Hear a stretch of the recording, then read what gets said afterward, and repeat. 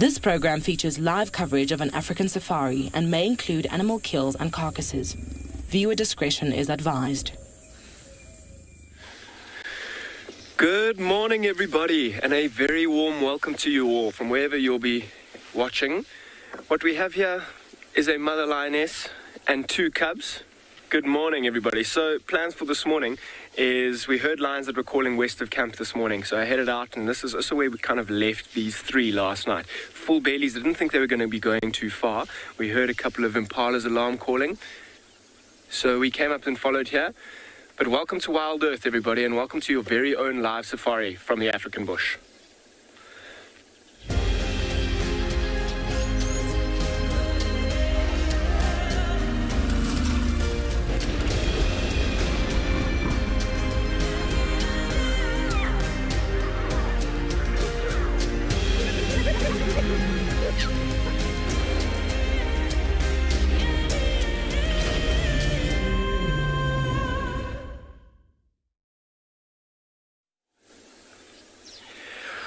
Welcome to and beyond Ngala, everybody, and what an amazing start this is. I mean, the sun has just risen, the birds are all calling, lions are moving around and playing. What an amazing start. And this mother, I'll actually try and move back a little bit. She's kind of just moved behind us. This mother is incredible. She's doing an awesome job. Good morning, everybody. My name is Dan. I'll be your guide for the day. And on the camera, we've got BK. And I was hoping to find lions this morning with lots of calling. We heard of west of camp. She's also been calling pretty frequently as well. And it is still nice and cool. Look at the little one with the big log in its mouth, trying to show Mom how strong it is. And I wonder, I mean, the calls that we heard initially, I'm sure it was from that male that we were with last night, or maybe his brother, calling still further west of where we are. And she has been replying actually to him, not terribly loudly, but still loud enough to carry at least a few kilometers. And if he would want to come and find her, he would be able to very easily. But it doesn't look like that's her plan. I mean, if she really wanted, she'd also be able to get up and take her cubs towards him. Have a look at that full belly still from yesterday. I mean, they've got no reason to move around this morning or move too far from last night. They are still in an open area. They must have been pestered by impalas and zebras and wildebeest last night with their alarm calls. But it seems that they're not too disturbed or too fussed about it, actually. That little one, the brother, I mean, he's slightly lighter and he's got quite a bit of a bigger head. He's a male and a female, the two little cubs. This is the young male. I don't know if he just saw his sister playing with that log and got a little bit jealous and decided that he wants to play with the log now, particularly after she lost interest in it. Let me move. Is he going to bring it this side, or am I going to need to reverse a bit to show you this? Let's see if I'm going to reverse just a tad. That seems a bit better. Now we can kind of see if he might turn around and play with that log some more. Have a look how the light is illuminating the grass, and how these lions are just lying down there, taking it very easy, very content, in fact. Full bellies, not a worry in the world for now. Nice and open. Look at these two. They're super cute. I wonder if they're not going to play for us a little bit more this morning, particularly conserving all their energy last night. The little one just watching, hey? Mom's also keeping that ever-watchful, protective eye over them. So I'm going to spend a little bit more time here, try and see if we can't hear other lions calling a little bit further away, in which case we're going to head towards them. But in the meantime, I'm going to send you to Tristan, who's also found some lions this morning.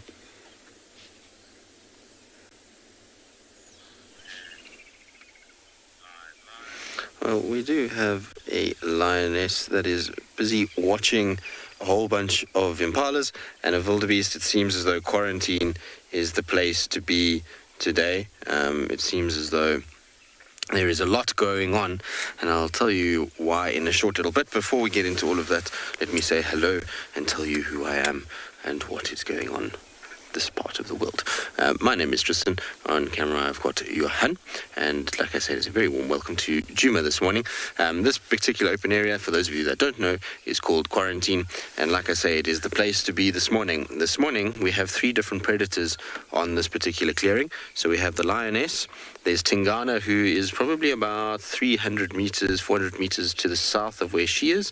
And then there's a whole bunch of hyenas that are milling about as well. So there's a lot happening on Quarantine this morning. At this stage, she doesn't know about Tingana and Tingana doesn't know about her. And they're far enough apart to not be in visual range. They're both kind of hugging the edge thicket of the clearing on the western side. And kind of watching out over Quarantine. Now, this lioness is particularly watching these baby wildebeest and impala lambs, but it's going to be very, very difficult for her to get anywhere near them. And that's purely based off the fact that they are sitting in the most open parts of Quarantine. And so for her to get anywhere close to the 60-odd impala and a whole bunch of wildebeest is going to be very, very, very tricky. She potentially is going to be spotted quite easily. Now, I haven't had a good enough look at her, to be honest with you, as to recognize which female it is just yet. I haven't even looked at my binos. And I didn't want to go too close because I didn't want to get between her and the potential prey items that are around, as well as... Looks like the neck-eared lioness, doesn't it, from the Nkuhuma Pride? What it looks like. I might be wrong. A lot of you will know the lions a lot better. I haven't seen the Nkuhuma Pride in so long. I don't think I can even remember any of them. But it looks like her. It certainly doesn't look like the Shumungwe lioness. It's got those little nicks in the ears, little scar on the right side of the face, and the eye color. It looks very much like that Nkuhuma. I don't see any sign of other lions, so we'll just have to kind of get a little bit closer just now and have a proper look at her, but I think that's who it is at this stage. I know the Nkuhumas were on Arathusa yesterday, so they were kind of off, not too far from the edge of Djuma, so it makes sense if they're around and kind of milling about. Apparently yesterday they were all over the place, and there was varying kind of groups of the Nkuhumas spread out over the sort of western part of Arathusa. So let's see what happens. I'll like I say, reposition just now and try and see if we can see a little bit better. In the meantime, though, let's send you across to Trish so she can say good morning.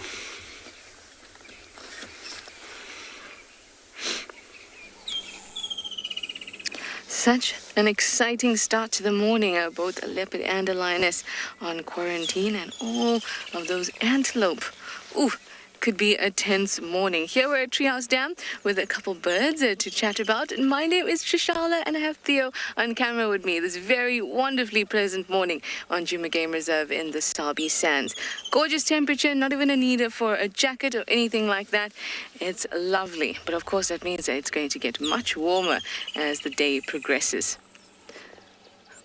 At the dam, it's a little bit calmer than things up at Quarantine, and we have a grey heron as well as a hammerkop that are looking for breakfast. The hammerkop's been slightly more successful than the heron this morning, and it caught a tiny little fish.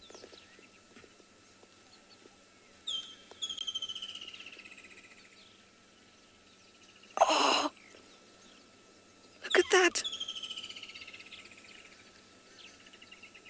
And that's 1-1 here at Treehouse Dam for the 2 birds that are both looking for the same things.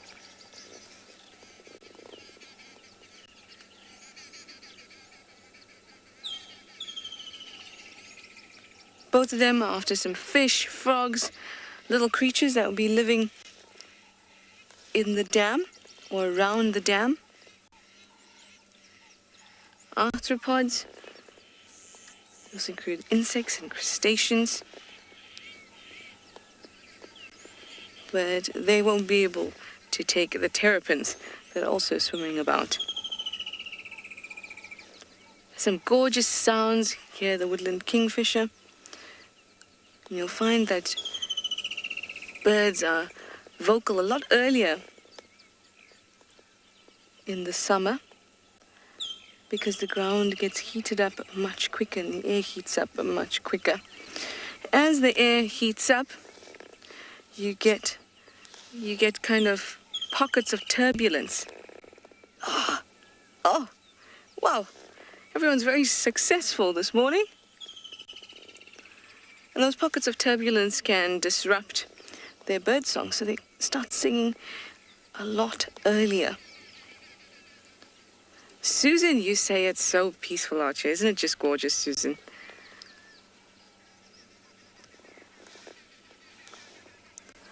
Oh, a heron looks like it's got its eye on something again. It's 2-1 to the hammerkop at the moment.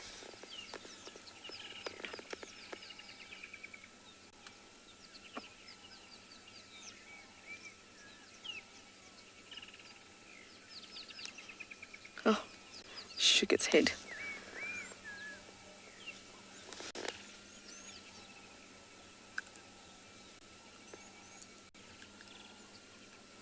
Look at that focus.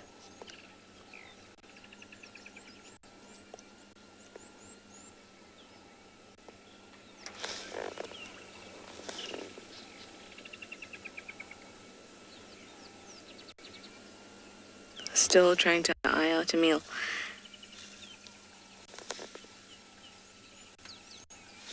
There's a woodland kingfisher in the tree just there as well that keeps ducking down. Good morning, pretty.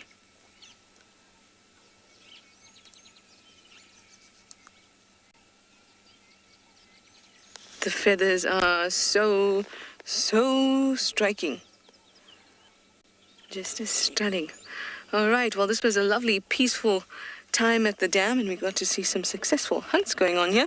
But let's send you back over to Tristan on quarantine, where there is a lot of excitement.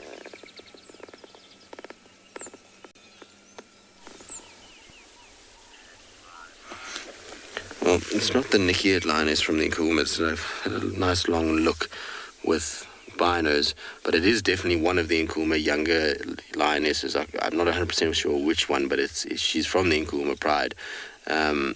I think, and I stand under correction here, that it could be one of Ridgenose's original cubs, but difficult to see. Now you see she's backing off a little bit out of the clearing, and the reason for that is because the impalas on our left-hand side at the moment are coming closer, and so as they start to come closer, so the likelihood of them seeing her is really high.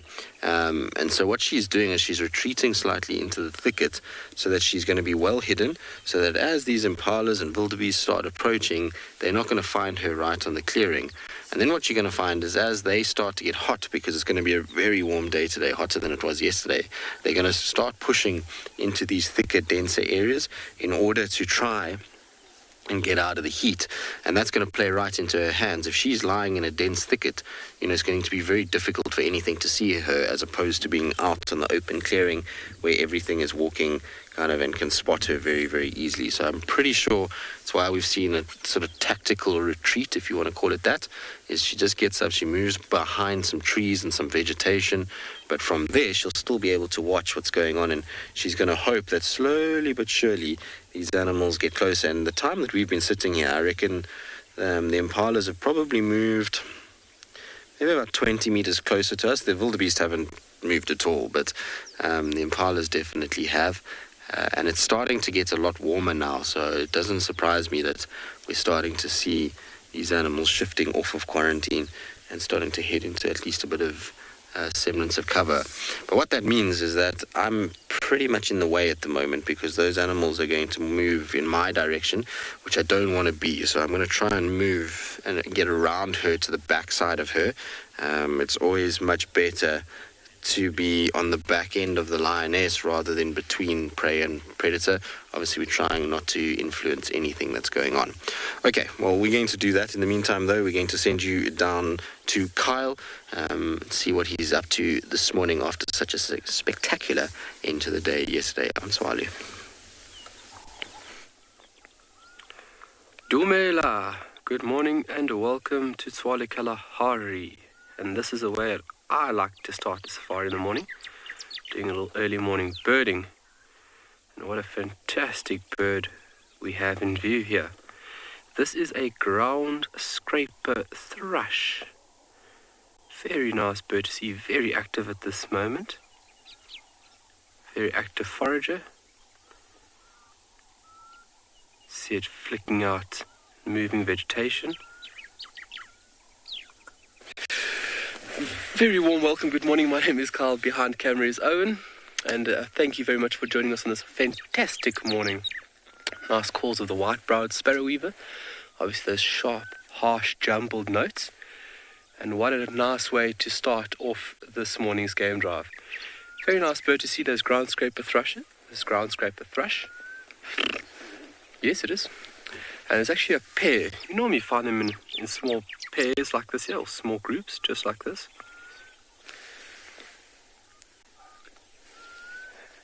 Oh, we're just trying to locate there for us.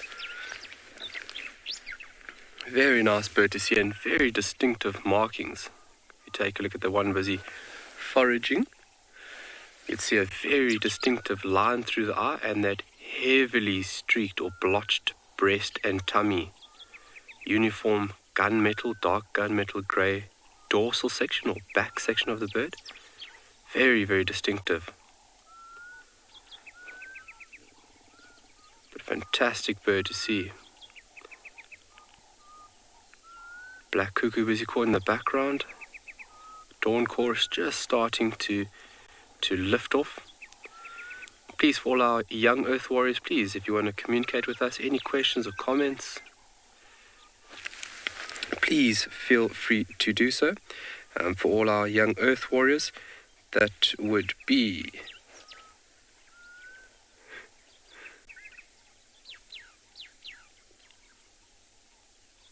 kids questions at wildearth.tv. Sorry, I got a little bit lost there in the birding.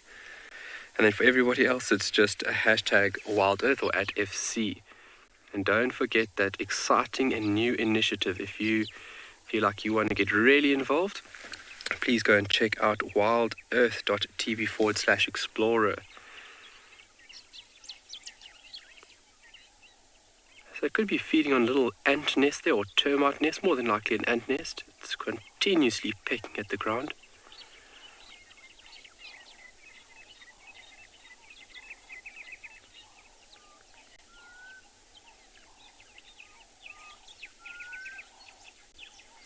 Yeah, definitely picking up ants or termites.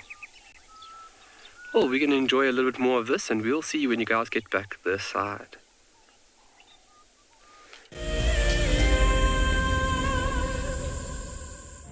An ever-increasing part of the global population is losing its connection with nature. Wild Earth is here to reduce people's stress and anxiety, allowing you to escape into nature even just for a few hours a day. However, Wild Earth is expensive to run, and we need help from you to keep this ship going. Wild Earth Explorers gives you the opportunity to be part of a program that supports the sharing of nature with the world. Jumbo, my name is Isaac Rotich. I come live to you every day from the Mara Triangle in Kenya, East Africa. I think the most underrated animal here where we are is the spotted hyena. And the main reason is people haven't read any literature to fully understand about this super predator. Catch up with the guides daily here on Wild Earth. Wild Earth is launching our brand new Explorer program with an opportunity to win a very special Wild Earth expedition. The lucky winner will get a behind-the-scenes Wild Earth experience at the magnificent and beyond Ngala Tainted Safari Camp. The prize includes a 3-night stay for you and a friend with a chance to sleep out in the unique Ngala treehouse. Become a Wild Earth Explorer and stand a chance to win this and many other prizes. Terms and conditions apply. Join us around the fire as we have our very first Wild Earth Explorers Fireside Chat. And what that means is that if you are an explorer, we're inviting you to come and join us so we can chat about the greatest highlights of 2020. We will be chatting about our favorite characters and what they have been up to during the course of this year. And if you would like to join us, head over to our Explorers page and subscribe. Don't miss out. This Fireside Chat will be on the 13th of December at 7:30 p.m. Central African Time, straight after Sunset Safari.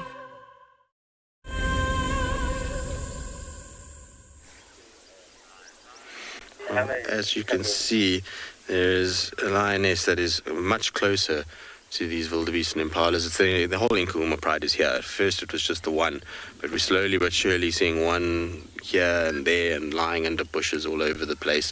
So the rest of the pride is coming behind us, I think. Or is it Tingana that's coming behind us? I don't know. There's something coming from behind at this stage. We've got two lionesses that are lying kind of off to the left of where we're seated now, and then the one lioness that's up there. I can't see where the rest are, but I'm trying to see behind us what's coming our way. I might reposition a little bit just in case it is Tingana. Obviously, if it's him, I don't want to be between him and the lions, just so that he has an opportunity to be able to see what's going on. So let's just move slightly so that we are out of his way and out of everybody else's way as well.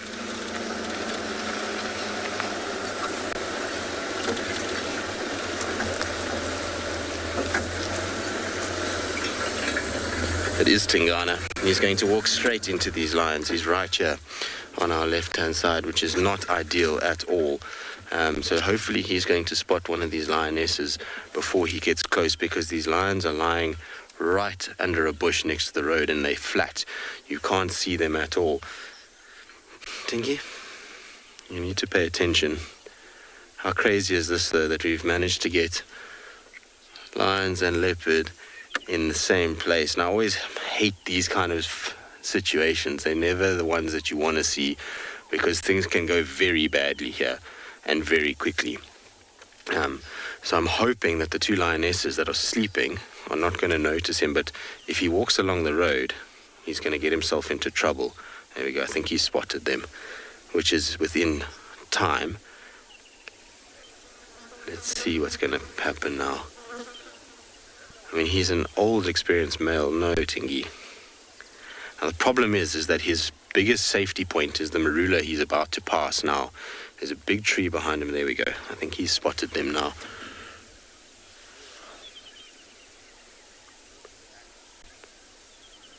He's got to be very, very careful here. Like I say, his only safety point is that tree behind him where we are right now. There's nowhere else for him to be able to go. And he's going to have to spot the lions before they spot him. Because if they spot him first and he doesn't pick them up, it could end very, very badly. And even though he's a big male leopard, these lionesses are way larger than what he is. Come on, Tingy. To give you an idea how close the lionesses are, where he's standing now, about 15 to 20 meters in front of him, on the left side of the road, is where the two lionesses are. So you see there's going to be a bush and a little shady thicket. That's where they're lying. So if I use the antenna of my radio, is right there. No, don't go in there, Tingana.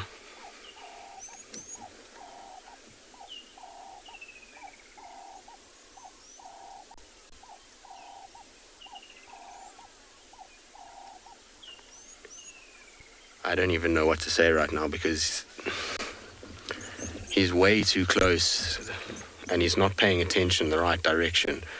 So the lioness that's further away is not the problem here. It's the one that he's about to walk into right now.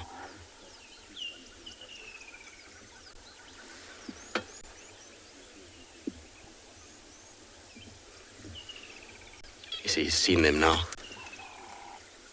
There we go. Now he's running. He's going to go straight to the marula. I'm sure the lions are going to chase him. There he goes. He goes up, and here come the lionesses. Look, they're going to chase after him. Oh, Tingy, you're going to have to go a lot faster than that. You'll see him go up a tree somewhere.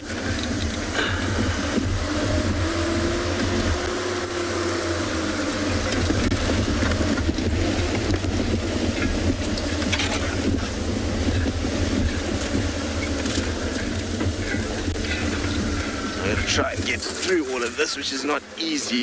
It's not a very easy place. I see the lions in front. I think he managed to see them quick enough. Oh, there he is. He's up the tree. There we go. Okay, all good. Tingana, you're going to give me heart attacks, so I don't need it so early in my life. There the lions are on top of the termite mound, and Tingana is firmly placed up in the tree, which is crazy. I'm going to try and just get into a position here where we'll be able to line them up so that you can actually go from one to the other, which will be pretty cool. So if you have a look there, you can go from leopard in the background to lion in the foreground, which is absolutely ridiculous in every way, shape and form. You can just see his silhouette in the tree behind her at the moment. So that's where he is.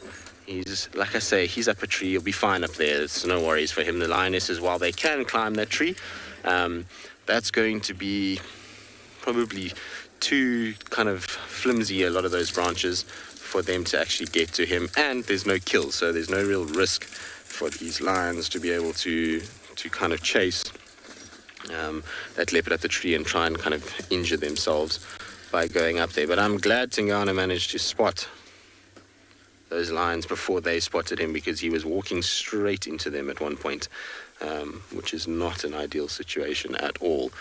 I'm sure a lot of you, like me, had kind of heart in their mouths, felt like your heart kind of beating out of your chest at one point there. Alex, not that I've ever heard of. These guys don't like each other at all. I've never seen lions or leopards work together consciously to get food. What I have seen is many times one chasing something, and that then leads to the other one making a kill. So you might find something like lions chase these wildebeest, and then the wildebeest run into a thicket and the baby wildebeest gets caught by a leopard or something like that. That happens. But what you don't see a lot of is, well, you won't see, I've never even heard of it, is them cooperatively hunting, so helping each other. Remember that predators see each other as competition. They don't see each other as friend. So they know, one, is that they're dangerous to their own offspring to have predators around. Two, it's not a good situation to have a cat that eats your resources, so it also eats meat. And so that's why they just don't tolerate each other at all. There's never really been a recorded case of cooperative hunting. What there has been, though, which is interesting, and I don't think any of them have ever survived, I certainly have never heard of it, but there has been adoption of leopard cubs by lions.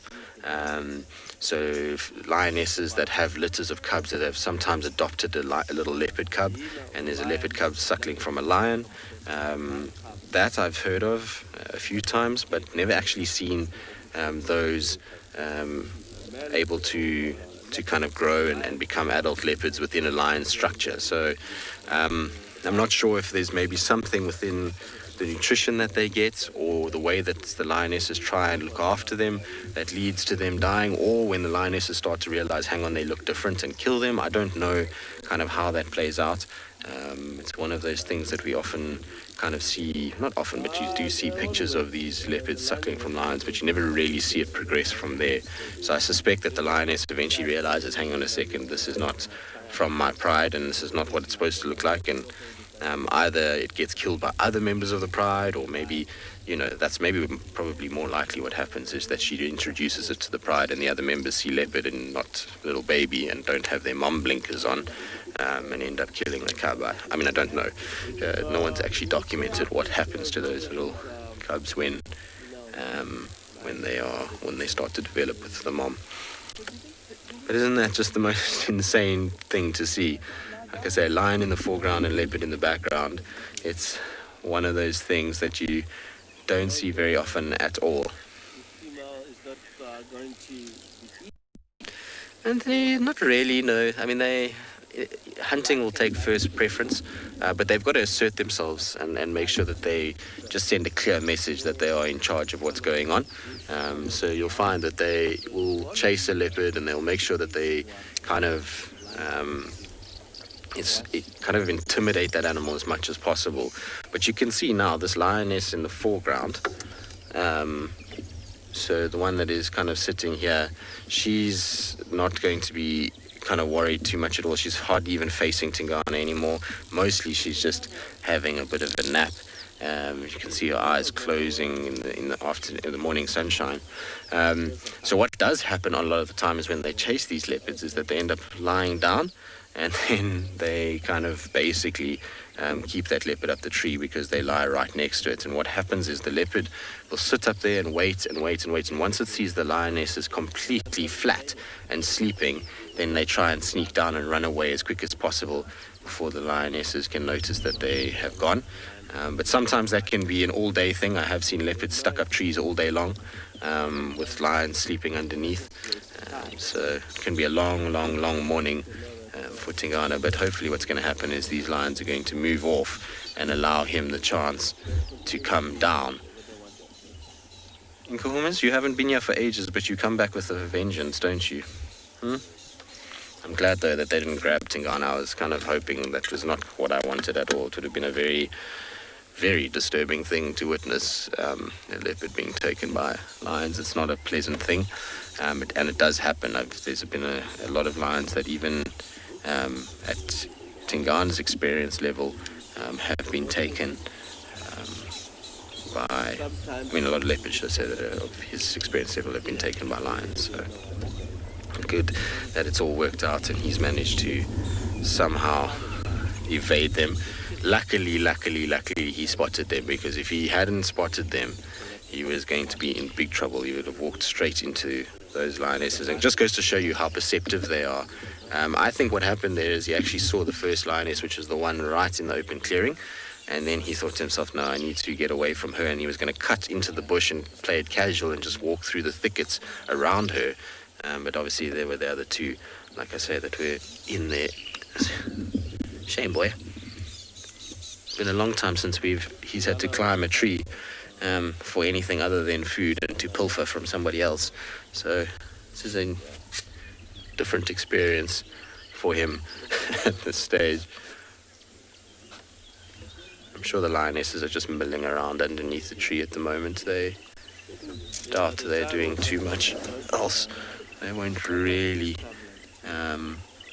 climb that tree if there's no food up there. A lot of you would think that they would go up to try and fight with him up there, but they're not as agile. So if there's no carcass up there, they're not going to go up for anything or for any reason. They'll rather just sit at the bottom and just watch him. Eventually they'll get bored of his kind of sleeping up there, and they'll move off and either rejoin the rest of the pride, or they'll kind of, go off hunting or find a shady spot to sleep. And that will be the gap for him to get out and to move off.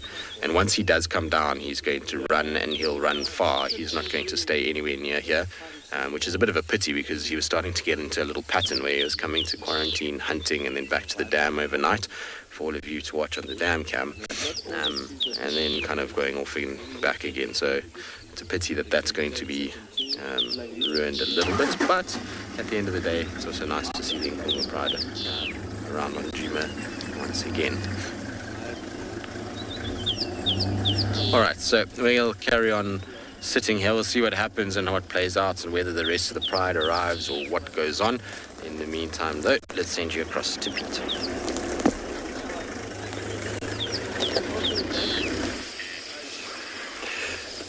Good morning and welcome to and Beyond Phinda Private Game Reserve. We've just come across this lioness with two relatively young cubs. Really, really beautiful sighting here. It's really, really nice weather, nice and cool this morning. These young cubs have just shown some interest in something. I'm not too sure what it was. They had their eye on a dove earlier. And at this stage, they're obviously not taking part in any hunts, but they are showing interest in maybe birds and small little animals, just to practice their hunting techniques for now. But I'm Pete, and behind the camera we have Glenn. And this morning we've got quite an exciting lineup for you. Really nice weather, so hopefully the animals are quite active for a little bit longer. The one cub has just gone behind a bush now. She seems to be just taking rest now on that nice black cotton soil. It's a really nice and soft soil. Usually in summer when there's a lot of rain around, this is actually a water hole where there will be a lot of animals attracted to here.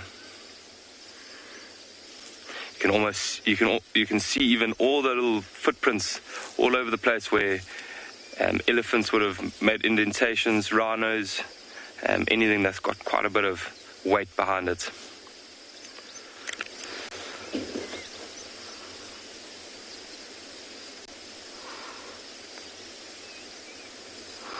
lioness just got her head up, scanning around.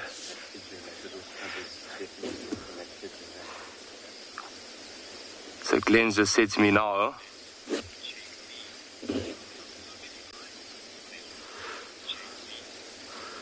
I know, JC, I heard you guys have been spoiled this morning in terms of lions. Really nice weather around. I'm not too sure how it is at other places, but whenever it's overcast like this, lions tend to be a little bit more active, for a little bit longer throughout the day. Look, there's a pigeon. I don't know if Glenn can zoom in that close, but just to the right of that young cub. And it seems like he's got his head down now. There you go, getting up, going behind the bush.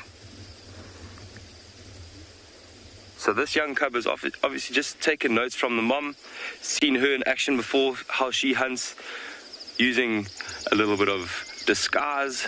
It'll be really, really interesting to see if this young cub does try and catch that dove. I think he's lost a little bit of interest as the dove goes behind the bush now.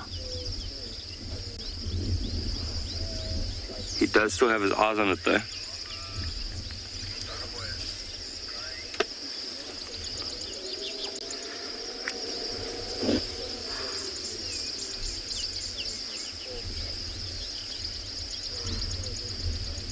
There you go, he's given up, going back to its sibling. Never mind, changed his mind again. That other sibling as well as that other young cub has just crouched down on his haunches there as well, keeping an eye on what the brother is doing, thinking, should I join him?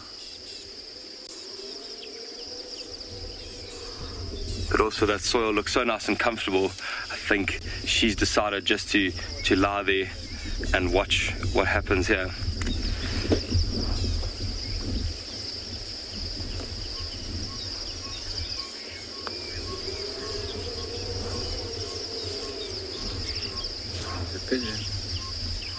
That pigeon's getting really nice and close. Actually a ringneck dove.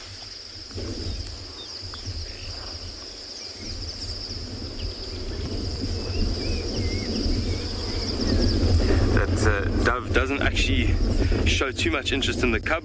Probably knows that it can escape a lot quicker than that young cub. Oh, there we go. Oh, he just missed it. Half-hearted attempt there, but not too bad for a young cub. Oh, there we go. Some playfulness saying, don't worry, you'll get him next time.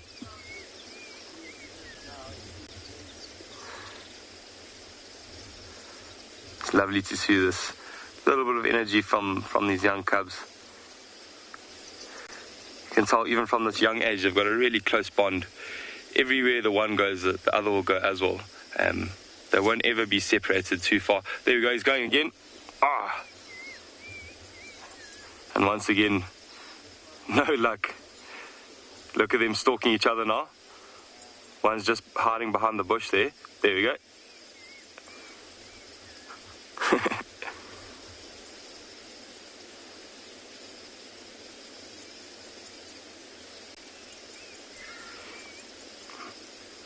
Showing a bit of love.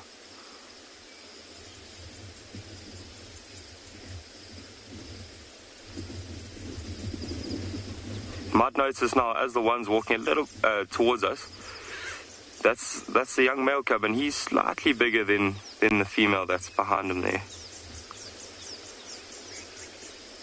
From a young age, he would have dominated when suckling, and also now when they've started to eat a little bit of meat as well, he would eat it slightly more than his sister, and that's the reason for that weight difference and size difference. Mom's just got up now, started grooming herself.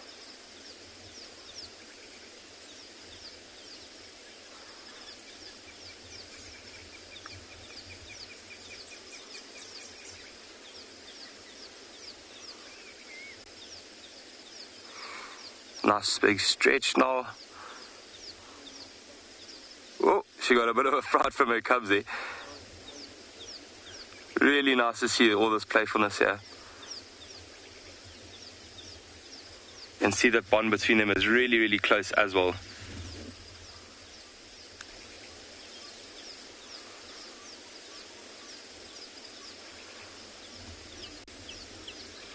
But usually when the mother plays with cubs, it's not for a very long time. She just gives them a bit of attention and then she gets back to the serious business.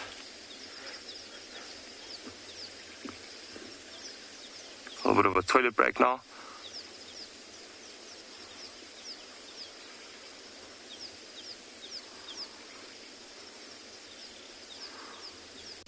But if you look carefully while she's walking there, you can see all that definition in her arms and in her back. She's really, really strong, and this lioness is in the prime of her life.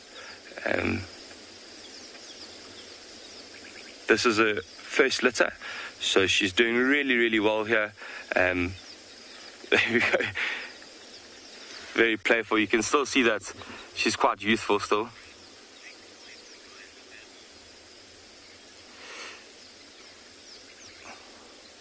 Really, really awesome to see them playing like this. But I hear Tristan is going to show you guys a bit of a leopard-lion interaction there, and we'll stick around here for a little while, and hopefully you see just now.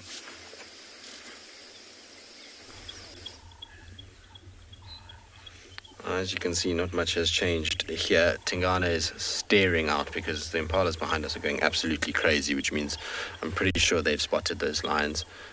So he's watching in the distance there. You can see he's got quite an intense look on his face now. He's had a tough morning, has Tingana. Life is not always easy out here. For any animal, you would think that a leopard would have it easier than maybe some other creatures, but that is not the case. You'll find that they, on their day, can also have tough ones, just like we do. And I mean, this morning he's been chased by hyenas, he's been chased by lions. It's been a rough morning for the Duke. But luckily, he's an experienced fella, so he knows exactly what goes on and how to get himself out of things and able to kind of deal with certain situations. And it makes you think, how many times has this happened to him in his life? A lot. It's probably more than we even realize.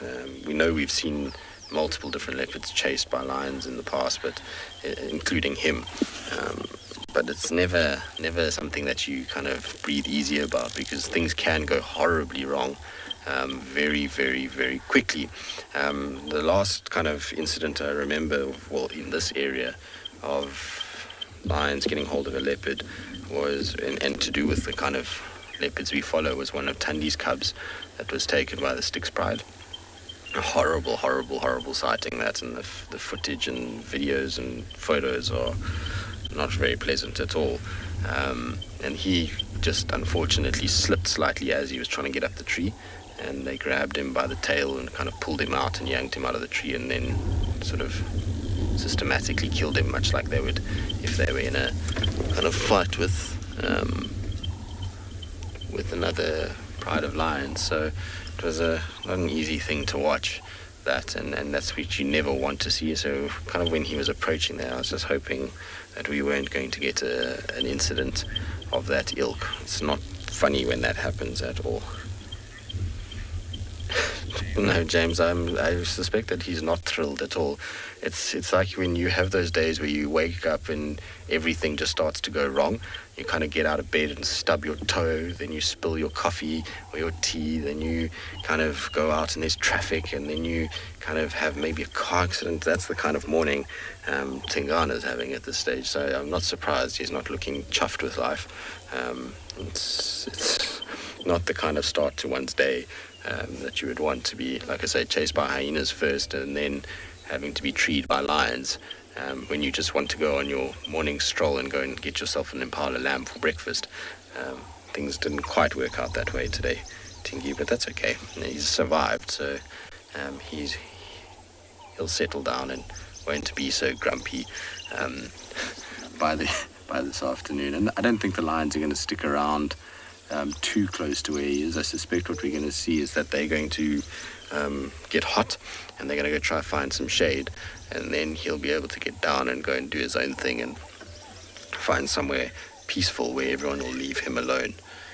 The problem is because it's going to be very, very hot today, I wouldn't be surprised that there's going to be a lot of elephants which are going to disturb him at some point today as well. So he's got lots to look forward to. I think it's going to be a long day for you, Tingy. But at least the sun will come up again for him. He's managed to avoid any sort of negative thing with these lions, and at least he didn't have to get into a confrontation. I at one point there thought that we were going to have a big problem, because I actually thought the lions were slightly closer than they were. I kind of misjudged the trees. I couldn't remember exactly which tree they were under, but I thought they were within a few meters of him, and luckily they weren't. There's a good kind of 10 meters between the two parties, and that allowed him to get away. And because he made the break before they did, so he started to run before they did, he had that little bit of a head start, and that allowed him to get up into a tree. But did you see how interesting it was? He went straight past the first marula, and that first marula is an interesting tree because it's kind of got a long, big, straight stem, but it's got very thick branches on top, which would be branches that would be easily able to support the weight of a lioness, whereas he's gone up a smaller tree now, which has got much thinner, more narrow, more intertwined branches. And I wonder if part of his kind of escape was just to get up something that is going to be harder for these lionesses to get up. I don't know. I mean, obviously in the moment, I suppose it's all reactionary rather than calculated, but it would be interesting if that's the case, if that's why he bypassed that first marula to get to the smaller, more kind of I would say irritating marula for a lion to try and kind of climb. It would be very difficult for a lioness to get up to that, whereas the marula behind us would be a lot easier. So maybe that's why it happened, or maybe it was just coincidence and he just ran for his life and tried to climb a tree. Who knows? All conjecture, really. We won't ever fully understand why he chose which tree he did. But you can see how he's watching. He's just staring in the direction of those lions. I don't know what happened to the other two that were here. They went over the mound, and I can't see any sign of them. It's not like they're milling about right at the bottom of the tree.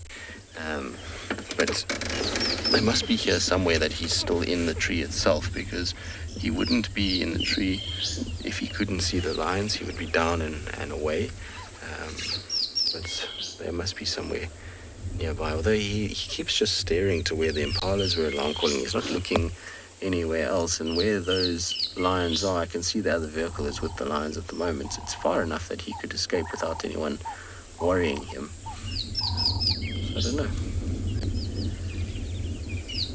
I feel like he needs to find a spot and just fall asleep, because he's not going to be going anywhere anytime soon at this stage. And standing like that surely can't be that comfortable.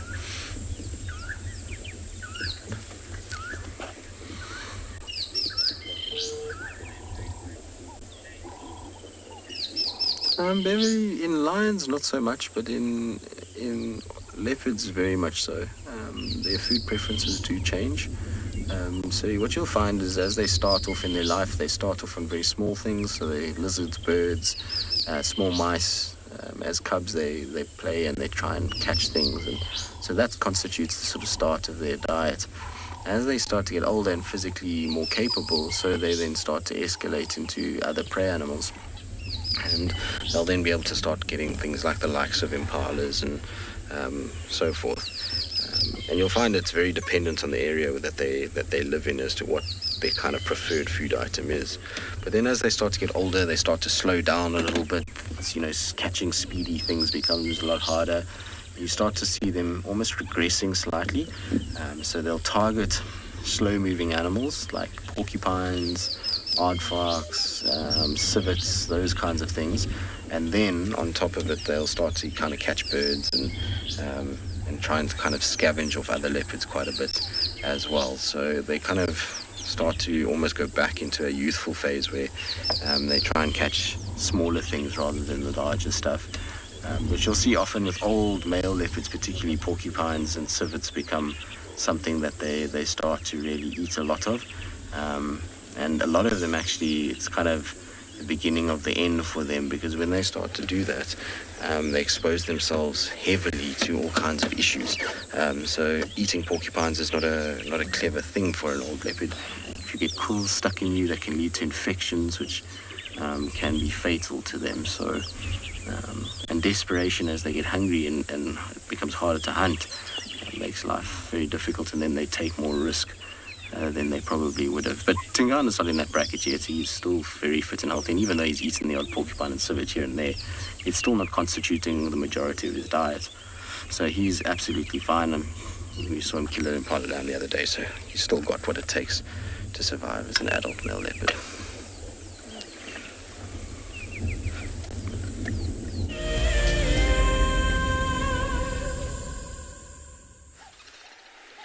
Well, welcome to your few minutes of pure bliss here on Tswalu Kalahari. And what a beautiful scene to do it at.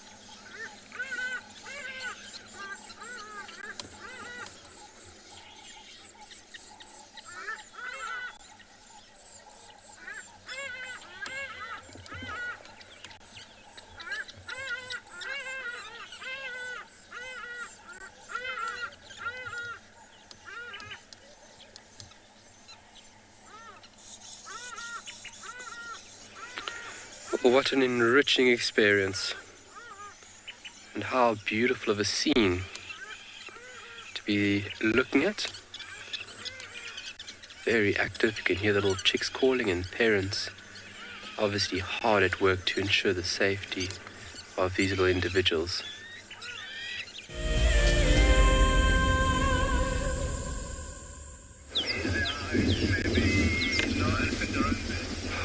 Welcome back to And Beyond Phinda, everyone.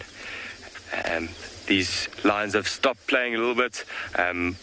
Mom has kind of focused her attention on something that's up on the water, or close to the waterhole, just on the horizon. Can't quite see what it is. We've tried to find it with our binoculars, but unable to see. But their eyesight is so amazing. They pick up the slightest movement. We have seen some impala just up ahead, but they are quite far away, and I'd be very surprised if she made any attempt with that. See, she's just looking around. The cubs are now playing together, and just behind that green bush there. You can see that close bond that I was speaking about earlier. Mom's away, but they're still together there. And that would have been the case from a very, very young age. You can see Mom is just keeping a careful eye on them, making sure that they're not causing too much trouble. There's now a warthog that's just got to the waterhole above on the horizon. She's got her eyes on that.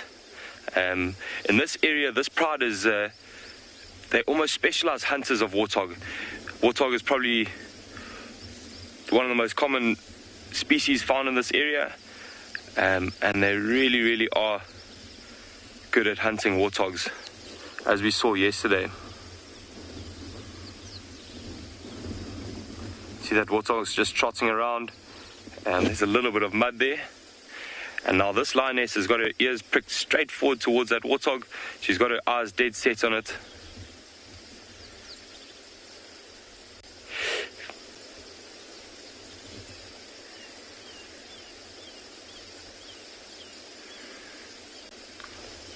That warthog's also in quite a nice position.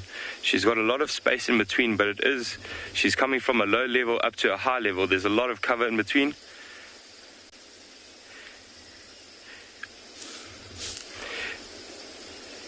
If you go back down towards where the cubs are, they're looking at mom. They must have seen the warthog as well and looking at her thinking, is she going to take this opportunity?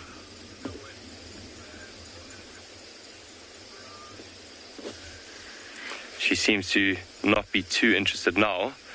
Looked around.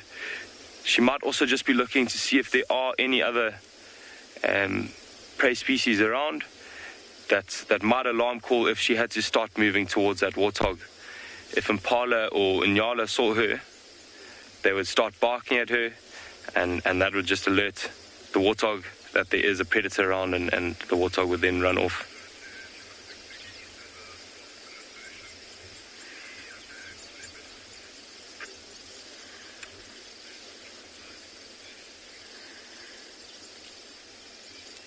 So we're going to stick here a little while. Doesn't seem like she's moving just yet, but I've heard that Carl has a bird in a tree, which will be quite interesting. That's the nest if he goes.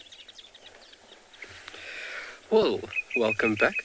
So another bird we haven't had the luxury of seeing, and there's 3 of them, just taking it easy on this fairly cool morning. Doing a little early morning preening session, realigning all those feathers, pre-flight checks basically going on here. This is a bird called a speckled pigeon, and fairly easy to recognize. If you look very close, you're going to see this beautiful red eye ring, basically encases the eye. You're going to have this light pinkish throat, and then those prominent speckle-like patterning. Those little white spots running down the wing. Very beautiful bird to see. But that red eye ring and those white speckles being very distinctive to ID the species. Fairly large dove species, or referred to as a pigeon. Crowned lapwings busy calling around us. Very beautiful sounds going on. And they'll go off for the day now and go off and forage. These guys predominantly feed on seeds, but then also they'll utilize the green shoots that are available at this given period. See that the calls of the lapwings have got their attention as well now. So even birds use other birds to pick up on predators. Because if a bird gets an alarm call, that means that there's something that everybody should be wary of. And so birds actually use each other.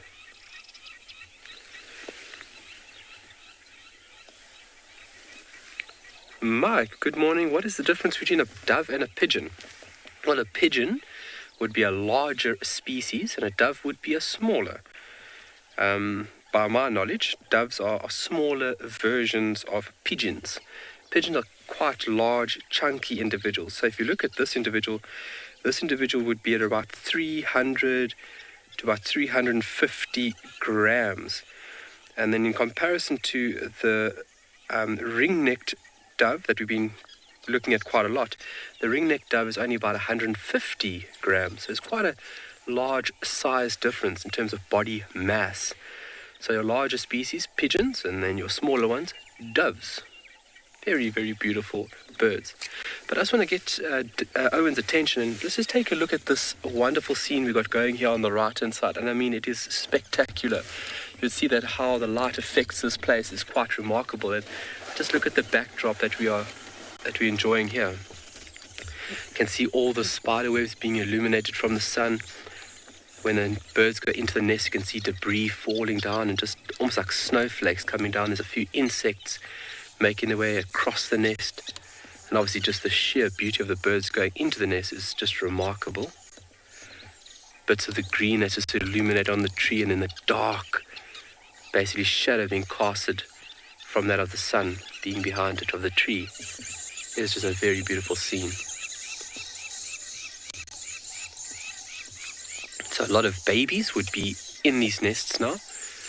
So like I've mentioned before, 20 mils and above, these birds actively start breeding. And obviously now with the rainy period being in summer, these birds do actively breed in the summer period. And that high-pitched call that you can hear there in the background, those are the chicks busy whining and begging for food.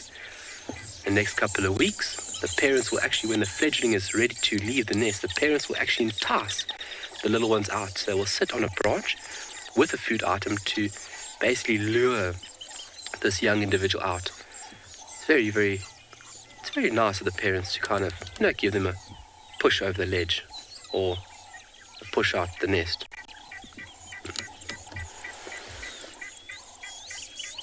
But obviously those little chicks now become a viable food source for a lot of predators, from birds to reptiles, small mammals. And that is all obviously in effect. If you don't have that predation, you'd have these social weavers, reaching exponential population proportional size. So the role that predators play along with these individuals is very, very fine balance. Sure, that is just amazing. Got a lot of spider webs in the background there. More than likely by spiders, it could also be by caterpillars, a lot of caterpillars. Oh! Ah! Hardy-da, ibis. Very distinctive call, and a call that people really dislike, especially around the city areas of Johannesburg. Very distinctive call at 4:30 in the morning to wake everybody up.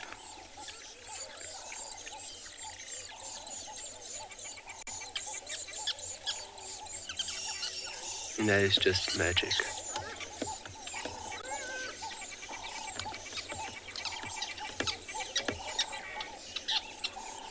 So now with the abundance of insects, this is what they'll be feeding these little chicks. Obviously protein is a very, very solid substance to be feeding a developing individual. There's nothing better than that. So all the insect activity is also being utilized by these intermediate role players. Yeah.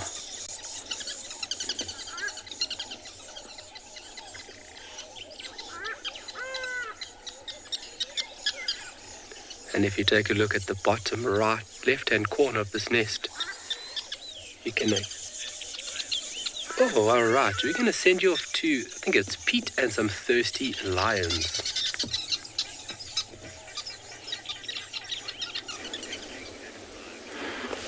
Good morning and welcome back to Anbionpinda. These two cubs have just come across this waterhole, and after all that playfulness, they've just become a little bit thirsty. I don't know if you heard that, but Mom's just been calling them now. She's summoning them to follow her. But this one cub is still a little bit thirsty. That little reaction is really beautiful. If you look to our right now, there's a big buffalo bull approaching them. This cub hasn't seen it just yet. But I'm sure as soon as he does notice the buffalo, he'll run as fast as possible.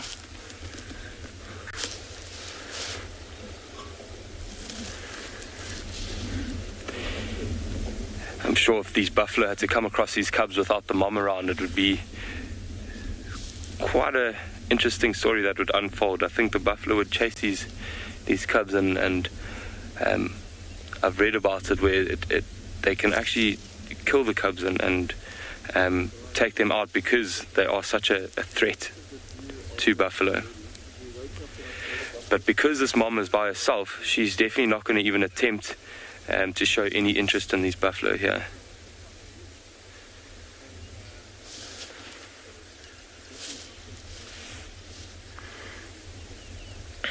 Look at that buffalo now, just noticing those lions walking away. Not even really showing any interest in them.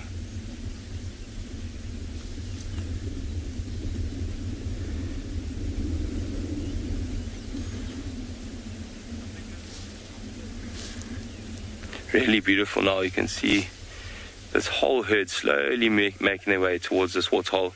I'm sure as they approach, they might even surround the waterhole completely. Some of them might even get inside the water just to cool off a bit.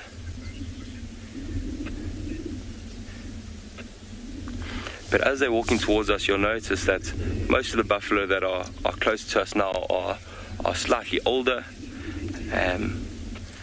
And these buffalo are really an important part of the herd, and they're called the pathfinders, and they lead the herd out into the grazing areas. They're the most experienced, they know where to go and graze, and then they also know where the water is. So they'll be at the front, and all the rest will be behind them.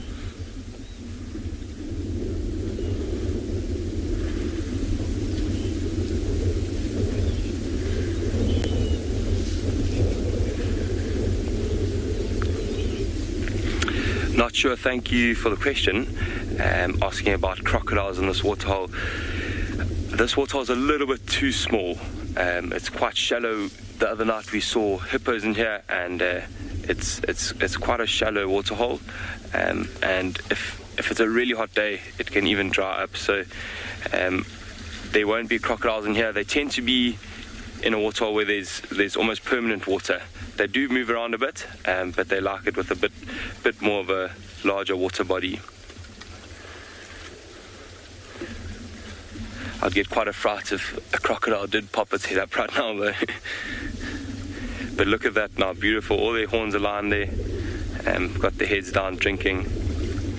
And just like those cubs, they also got their eyes up. I think that's just out of habit. Usually when they're drinking, they've got to be quite cautious. They know that there might be other predators around, might be crocodiles like you mentioned. But that's a really, really nice scene there with all the different shapes of horns.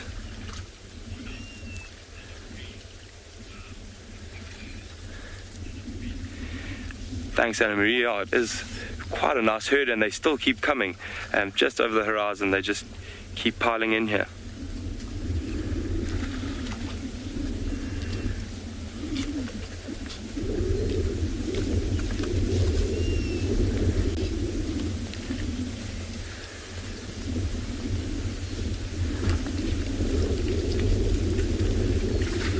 If we just keep quiet, you can hear all this beautiful sounds of the splashing water, of them slurping.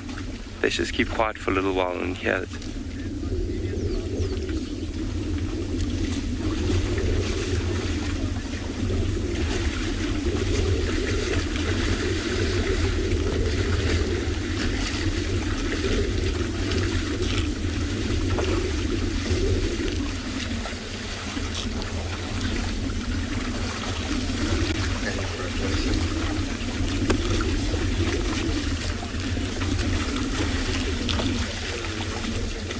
They seem really, really thirsty this morning. They've probably spent the night out in a nice big open field, and had a little bit of grazing this morning, and now come to the waterhole to have their morning drink, and then they will head out again and graze for the day, and then probably return to the same waterhole later this evening. It is the only waterhole in the area, quite a dry area at the moment. We haven't had that much rain yet this year, so they all know this waterhole.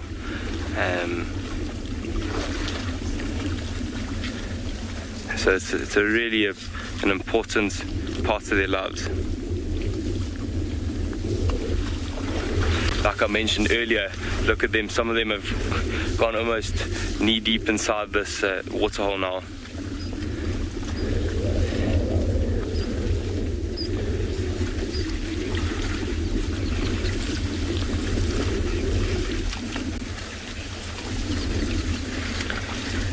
Linda, so buffalo on and beyond Pinde do not migrate. They are nomadic, so they'll roam around and follow where the grazing is. So this big buffalo bull just came and interrupted everyone, gave them a bit of a fright. But Linda, back to your question, they're very nomadic, so they will just follow around where the grazing is and where there's water. They are incredibly water dependent, and if there's a drought, they're the first animal to really, really struggle.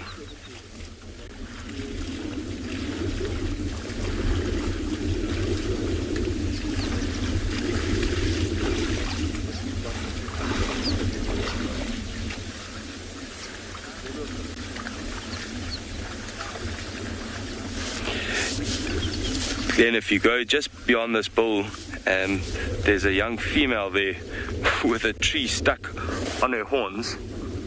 Or sorry, a branch rather stuck on her horns there. And often what they'll do is if they've got a little itch on their ear or on their face somewhere, they'll rub their face up against a tree, and that looks like a small Tswalu tree that she's been rubbing up against. It's quite interesting. You can see a bit of the tree left on her horns there. That greenish color that's just popping out there.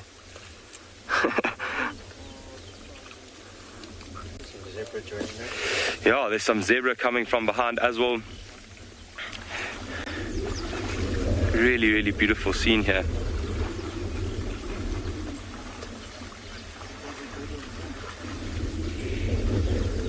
The zebra look nice and clean. We had a little bit of rain last night, so they look like they've just had a nice bath. Look, as they're approaching the waterhole, they won't go and drink close to where the buffalo are. They'll rather come and find their own little spot. And you see they'll kind of keep away from the buffalo. They respect their distance. And now as that buffalo is approaching them, they're moving off slightly. But here Tristan has got those lions with him again. So we're going to send you off to Tristan.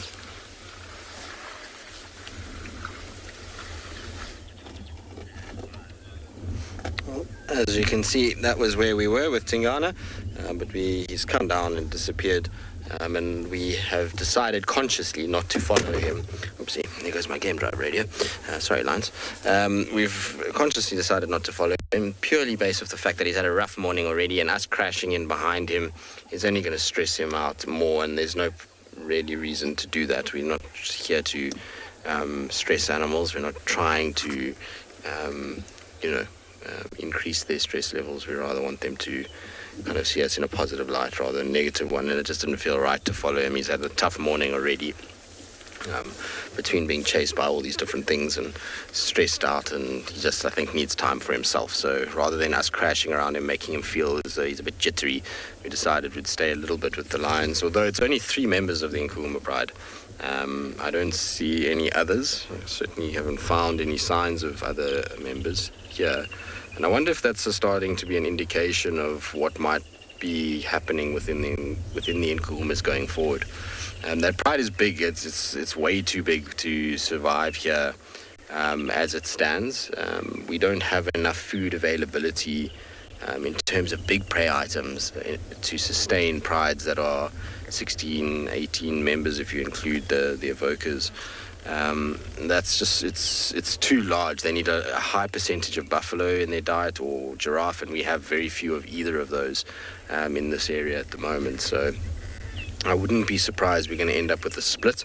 It's quite a common thing to happen within the lion prides, within the Sabi Sands. If you go back, to the Nkuhumas themselves, Torchwood, Telematis, Nkuhumas, they all kind of originate from the same pride. You look at them, the Salala Pride, and how that splits into the Salala, Manganes, Kambula Pride. So that's gone through 3 splits.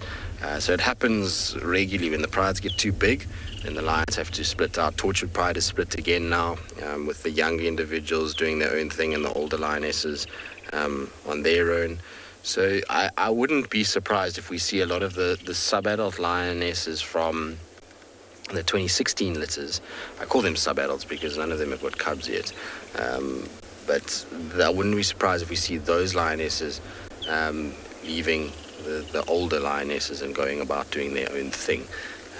It's quite a common thing for that to be the splits, is when it's either a mother and her kind of offspring, or it's the offspring of the pride during a certain time period that generally takes off and goes and does whatever it is that they want to do, and sets up their own little area. And quite frankly, it wouldn't be the worst thing for us, because what would happen is we'd probably find that in Nkuhumas, now that they've shifted so much more south and west, there is space here, albeit a little bit of space, for a small pride to exist. So a pride of 3 adult females like this would actually be quite a nice size pride for this little section between the Talamatis, Torchwoods and Nkuhumas. And it would really kind of operate quite well across the Djuma sort of area. The problem with that is that as much as you want lions to be around fairly regularly, when you get an increase in lion activity, generally you get a massive decrease in all other predator activity. So, we've been spoiled with wild dogs of late, and that's partly due to the fact that we're seeing so few lions on Djuma at the moment. The dogs are having free rein around here. They can run around, and you see as soon as they have an incident with a lioness, how the next day they're gone.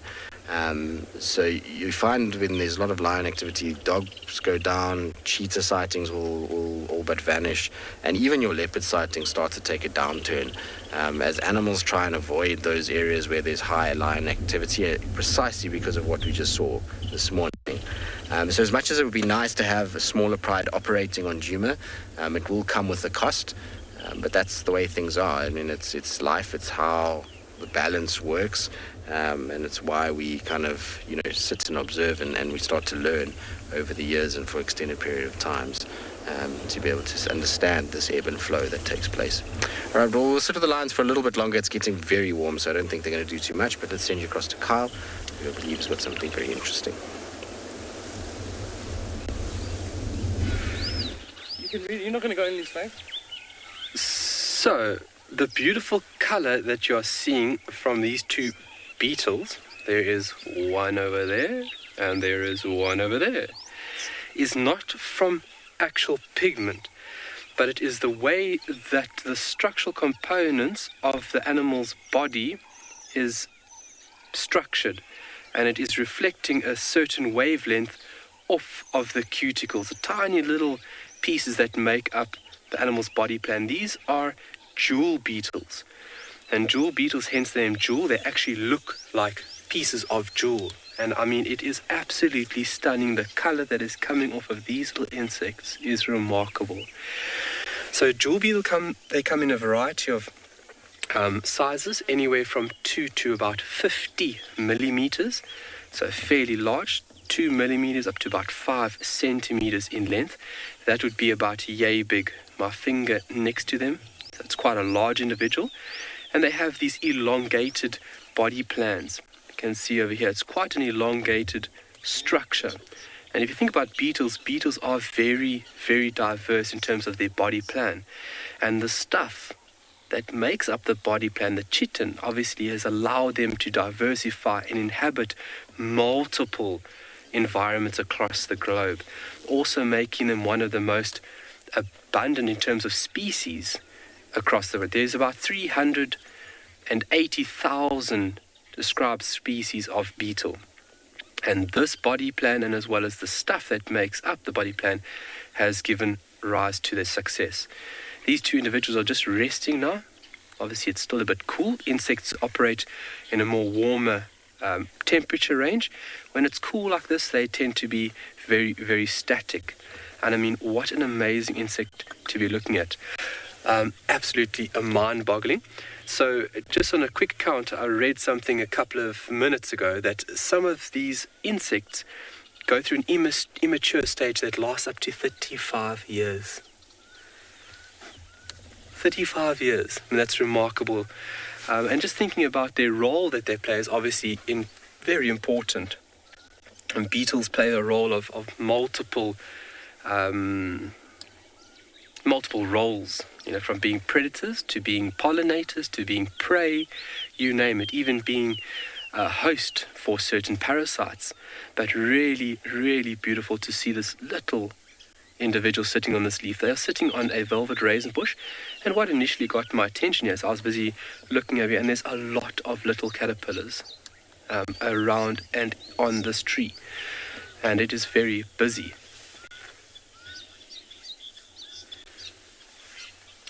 Then, what do these beetles eat? These beetles would more than likely eat vegetation. So, plant matter, and that would be leaf or even flower matter at that. If you look at insects, more than half of the insects across the globe are herbivores, and obviously you get a percentage that are predators, and you need that balance to outweigh obviously the amount of them, because if you think about the biomass of insects around the world, it is tremendous. It's actually mind-boggling figures. But yeah, these guys will be munching on vegetation. With beetles, they have moving mouth parts, which would be used to crop and obviously feed off vegetation. But what initially got my attention, Owen, can you look this way? What initially got my attention was these little guys here. You can look in front of the little piece of grass that I have. These tiny little caterpillars tucked up in between all parts of this tree. And we've been talking about butterflies and moths, and obviously larval food is very, very important for these individuals. And I'm now seeing more and more now that I'm looking. They are just everywhere. So I'd like to find out in the next couple of minutes, and I'll be sure to let you guys know if I do find out who this could possibly be, because this is very specific, because they are all the same in terms of patterning. They all have these orangish heads and then this speckled or mottled patterning going down to the back. So definitely a certain species utilizing this plant for its larval stage or development. And now they'll go through between 4 and 6 instars or molts, obviously accumulating the vegetation they need before they can eventually pupate or go through that transformation of metamorphosis. We're going to send you off for a couple of minutes. I'm just going to geek out over here, and we'll see you back this side.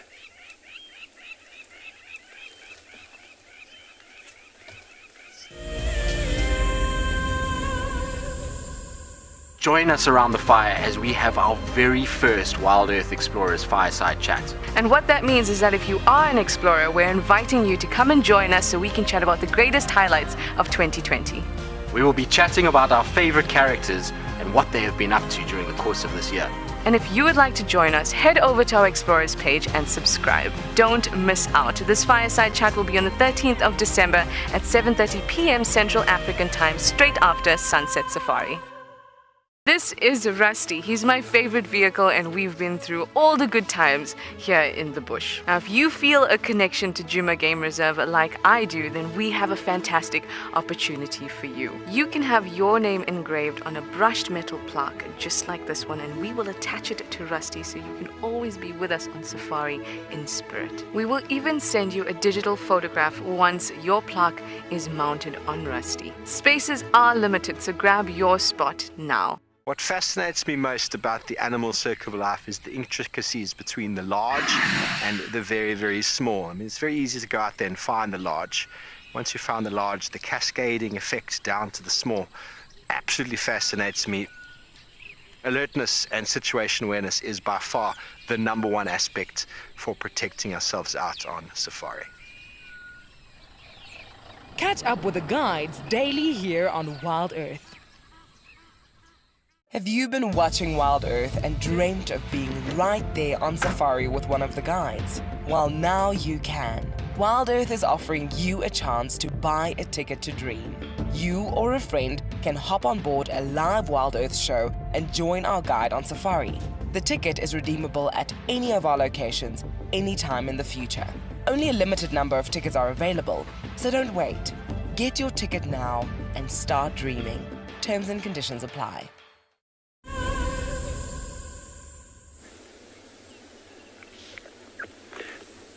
Welcome back, everybody. Now, we're kind of stuck here for a moment. I don't know if you can see, but maybe a quarter of a foot in front of the vehicle. She is moving now.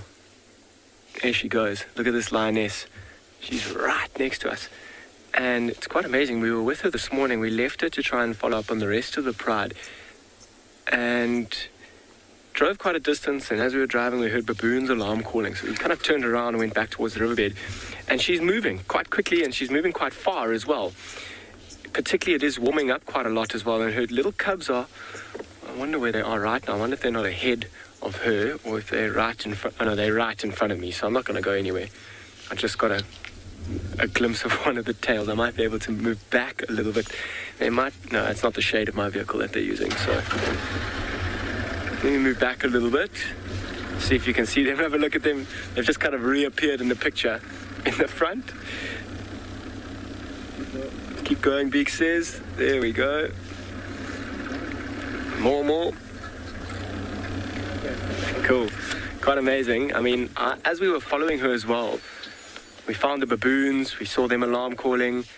Right at her there, she's crossing with us, two little ones following behind her. And as we stopped and turned off, we heard Impala's alarm calling. And that's exactly what I think she's listening to. She's trying to see if maybe there isn't a food opportunity, potential for a meal. Maybe a leopard's taken down an impala not so far away from here. And she's going to go in there, and if a leopard has, or even a hyena, she's very likely going to go and steal it from them.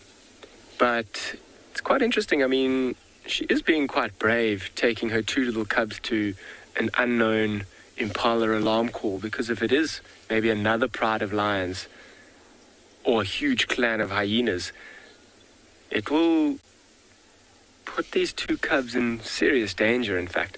So she's up and moving. I wonder if these two aren't going to get up and follow her as well. Let's give them a moment. She's kind of walking slowly through the thick bush. She'll stop every now and then and listen. And these two are watching her very closely, learning. See how their heads are kind of going different. There we go. One up. Here it goes. Other one up as well. Here it goes. Following Mom's exact path. Being sure not to let her too far out of her sight, or out of their sight rather, and so that they can keep following. And Mom wants them to follow as well. If she didn't, she would have kind of let them know. Okay, so I'm going to try and reposition, see if we can't follow and catch up to Mom. And let's see what's happening here. I wonder how... Oh, she's coming back. Changing my mind a bit. So she's now... Where are you going? That's the two little ones come through. So she has kind of just changed her mind. I wonder if she's not doing a little loop around, trying to see if she can't spot the impalas that were alarm calling and try and take them by surprise, or even the animal that they were alarming at by surprise. Oh, she's now just lay down as well. Let's see if we can't find a better position to get into here quickly. Very interesting.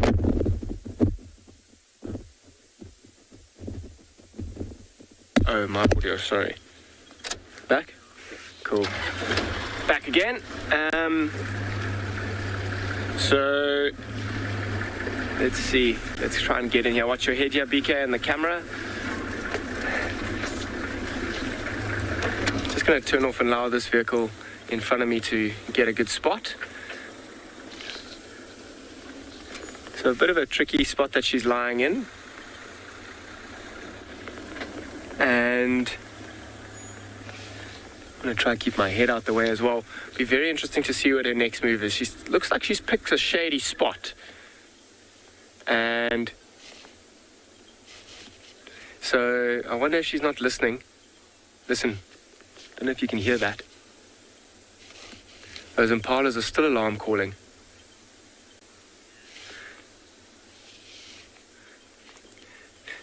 Garcia and their eyes are gorgeous. I agree with you. I haven't had so much of a chance to look at them this morning because I've been trying to follow them.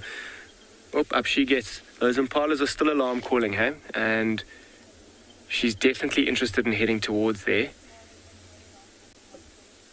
These two little ones, I wonder if they're not getting a bit frustrated with Mom picking the hottest time in the morning and only getting hotter to move. I'm going to try and catch up to Mom here quickly. Okay, let me just stop and turn. Off here, let me let that vehicle turn around quickly. Two little ones haven't followed Mom yet. She's probably 30 meters away by now.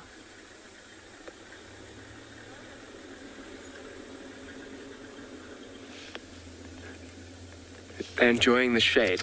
Not so happy with Mom moving in the heat of the day like this. So let's... Okay, so I'm going to keep following Mom. I wonder how long it's going to take before she catches up to those impala alarm calling and what is actually happening there. I'm going to send you over to Steve and his lines as well.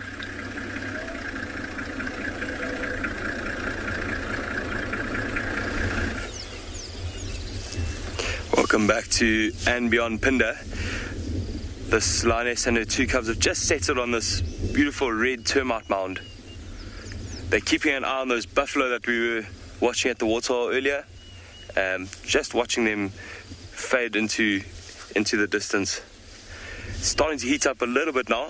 Yeah, that's probably why they've gone stationary. You can see the cubs still have a little bit of energy. They're still getting up, looking around, showing a little bit of interest in what's around them. We've seen some zebra this morning, so they're just keeping an eye on that. But I don't think Mom will risk it. There's just too many eyes on them, and the chance of them actually catching one of those animals is really, really low.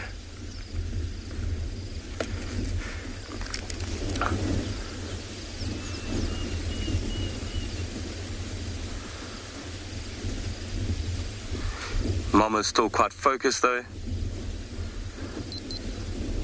You can see she's got her eyes fixated on something. Ears pricked forward.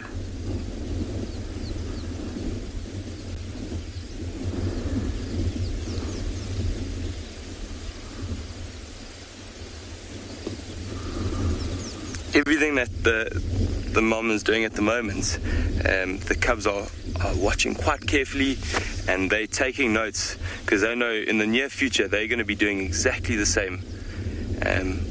And 2 years isn't a very long time. It is quite a long time in a lion's lifespan, but in about 1.5 years, 2 years time, these young lions will be doing exactly what the mom is now doing, trying to provide for youngsters and just for themselves as well.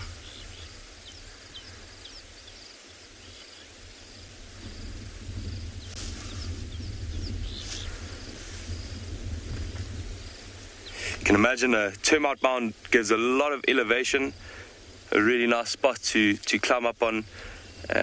Cheetah often do this as well when they're looking for something to prey on, or also just to keep an eye out for any potential predators that might be around. They often use these elevated points, and termite mounds are a great one.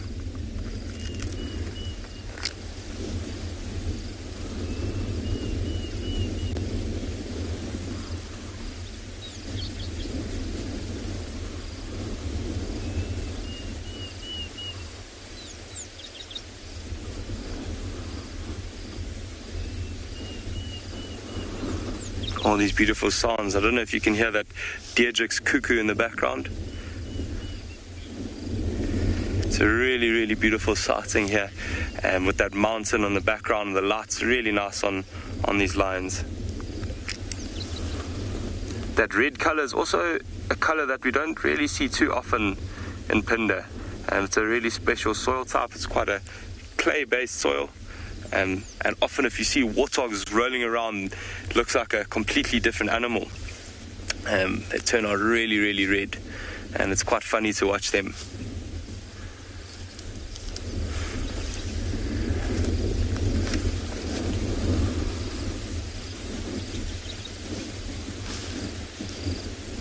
They've just gone behind that bush. I'm going to try and move the vehicle slightly. See if we can get a different angle here. Just go in front of them, see if we can get them head on.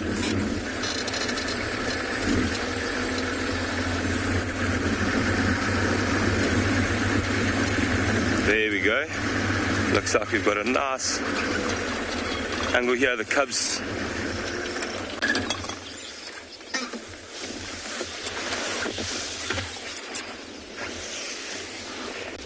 Nirvana Girl, that's a great comment, and it's very true. Each of them is really special in their own way, very, very unique, and almost specially designed for what they're made to do. You can imagine these big lions, they're very, very social, completely different to an independent leopard that just wanders around on its own and really only is together with another leopard if it's got cubs or if it's mating. Otherwise it's really a solitary animal, and that's similar to cheetah as well. Really, really special. This lioness will probably join up with her pride as his cubs seem to get a little bit older. She's moving off now. Just keeping an eye on her cubs. Nice big stretch. I wonder if they're going to go and find a bit of shade as it's starting to heat up a little bit. I'm going to try and keep up with them.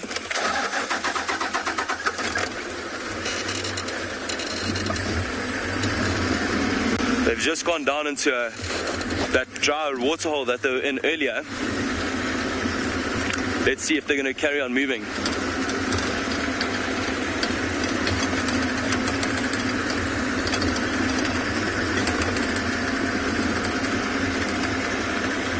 So we're going to keep up with these lions, and I heard that Carl has some interesting insects for you guys. So see you later.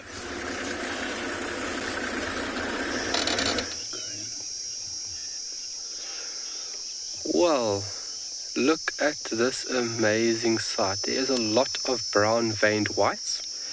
This is the butterfly species that makes that mass migration through the interior of South Africa, almost 3,000 plus kilometers. And at the moment, they don't have anything else on their mind but mating. This is where they'll find a mate. You can see how they're flutting around, and there is a few of them that are actually attached to one another. And how they are doing this, mating is obviously it looks very awkward, but in the beginning they'll actually sit side by side. But when they attach themselves from abdomen to abdomen, so back end to back end. That's where the reproductive organs are situated. And in that process, the male will then pass the female a packet or package, obviously with his genetic value, his sperm. And then obviously the female will then take it in, she will then break it and fertilize the eggs. And then from there, she will obviously fly to a suitable site where their larvae, or the species, would actively feed on a certain plant type. Like we've been talking about, the distribution plant species are very, very important for certain butterflies. Obviously, their larval stage having certain species of plant. And where this specific butterfly, its larval food would be that of the shepherd's tree. And this is a very funny growth of a shepherd's tree. You can see the whitish bark. Live and interactive. Good morning, everybody. But there is definitely full mating behavior taking place. So once the female is obviously mated with, she'll carry the sperm inside of her, fertilize the eggs, and then she'll find this appropriate food source, and either singularly or multiple, she will lay the eggs. But what a hive of activity to be watching right now. It's like a fairy tale.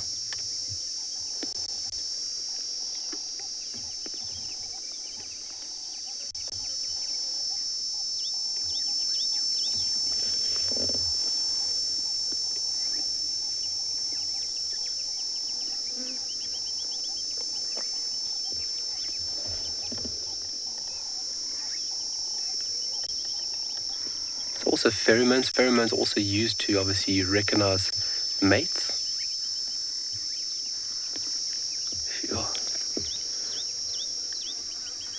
So a mate could land on a branch, release pheromones, and that could attract the respected individual to come and do the deed.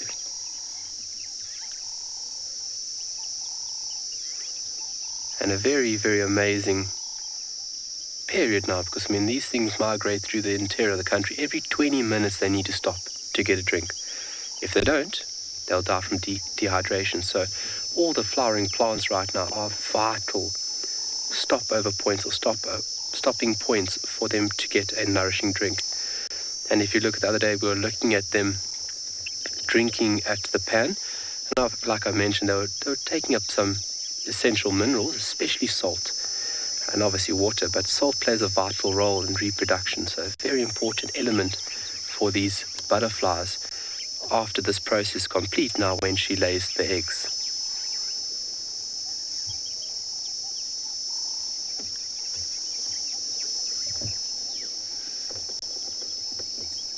Have you managed to get one attached there, Owen? Oh, we had one earlier. Seen the others. So when they are attached end to end, sometimes, mainly all the time, you'll see one individual actually hanging and the partner actually carrying both individuals in flight. It looks very awkward in flight, but when they do this transferring of this sperm package, it's usually done in a static position. Obviously, it's a lot safer, because while you're attached to your partner, you're at high risk to being caught by a predator such as a bird. Birds will obviously highly sought after these food items.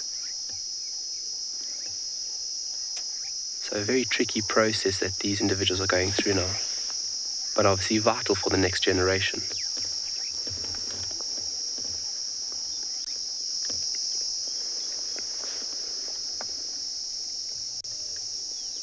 And this is basically the start of this beautiful and elaborate cycle.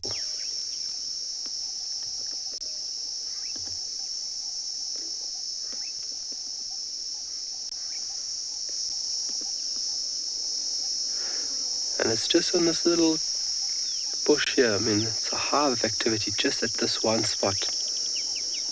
I mean, if we look around us, there's plenty of other shepherd's trees, but this is definitely where it's happening right now.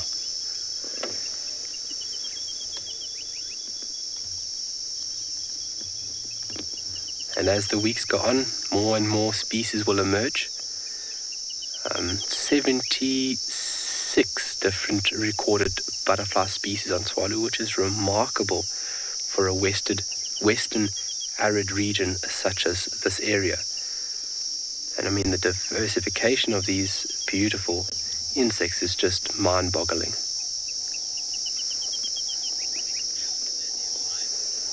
Well, we're going to enjoy these butterflies for a little while longer, but we're going to send you over to Tristan, and he's got some lions.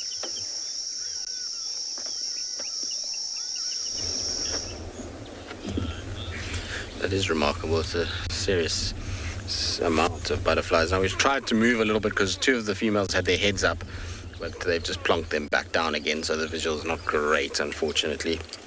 Our lionesses are very, very sleepy, and I expect it's because of the heat. It is extremely hot in the sun already. While there is a breeze blowing, the sun has got serious venom, and so if you're a cat covered in fur, I don't think it's very comfortable this morning, and I think they're probably feeling far better off hidden in the shade. And so I expect what you're going to find with these three Nkuhumas is that they're going to be very sleepy today, and then we're going to find that they're going to get up and go this evening. So it'll be better to be with them around sunset tonight. I think we'll see them waking up and then hopefully slowly kind of moving their way towards a potential drinking spot down at the dam, maybe Galagopan or the dam, and then hunting from there. I don't think we're going to see them active at all now.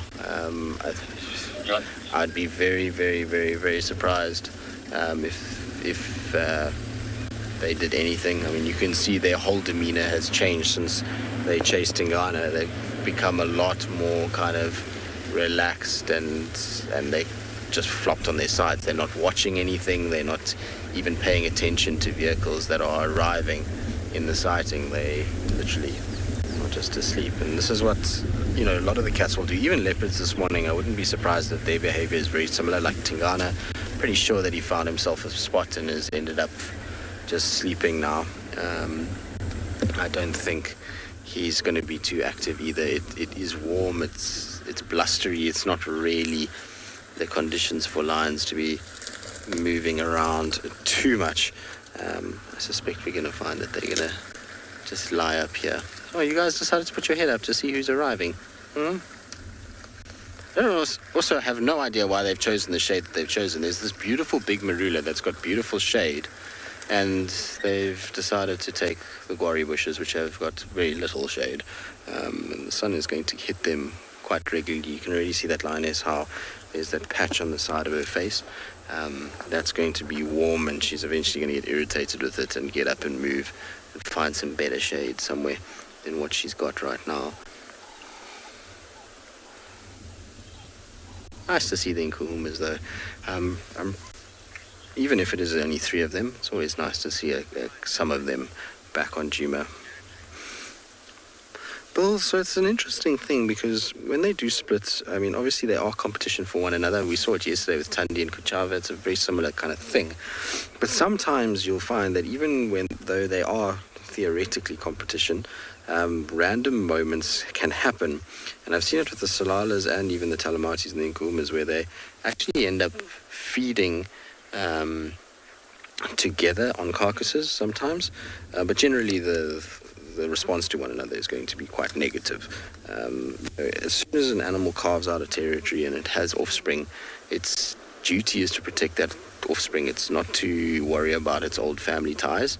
And so if that means that the family ties that it had previously are compromising its ability to mate, to produce cubs, to raise those cubs, then it's an aggressive response that starts to take place in order to try and kind of reduce that competition. So, you know, it's sometimes they are fairly okay with each other, but most of the time not. They most of the time actually give each other quite a hard time when it comes to these splits. But it's going to be interesting to see how many more prides we get, because obviously these guys might split. I'm almost sure the Talamatis are going to split as well. The Kambula or Nsevu pride, they're going to have to split. They're too big as well. I think there's 21 in that pride, if I'm not mistaken.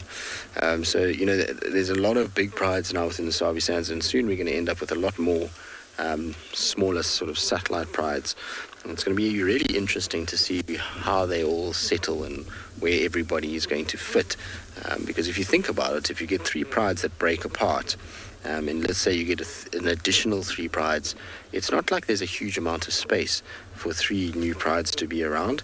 And so it'll be fascinating to watch how the kind of Torchwoods, Talamatis and Nkuhumas, how that all happens.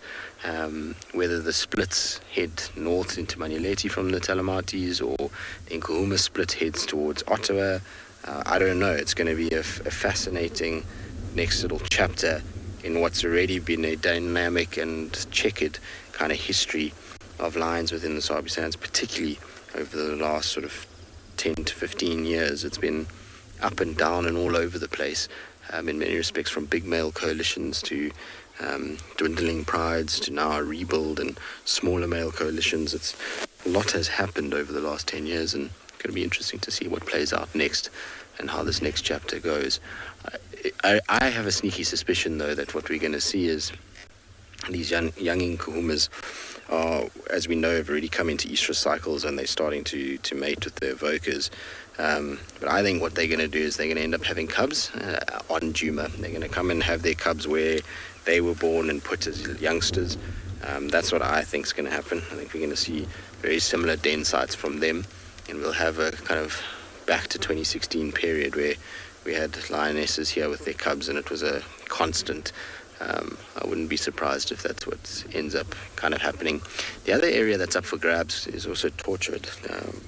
Yes, there's Torchwood lions that are moving around the far eastern side, but that central part of Torchwood is pretty much underutilized by lions at the moment, and there's some beautiful den sites there, as well as food availability. There's a lot of buffalo that come out of the Kruger on eastern Torchwood.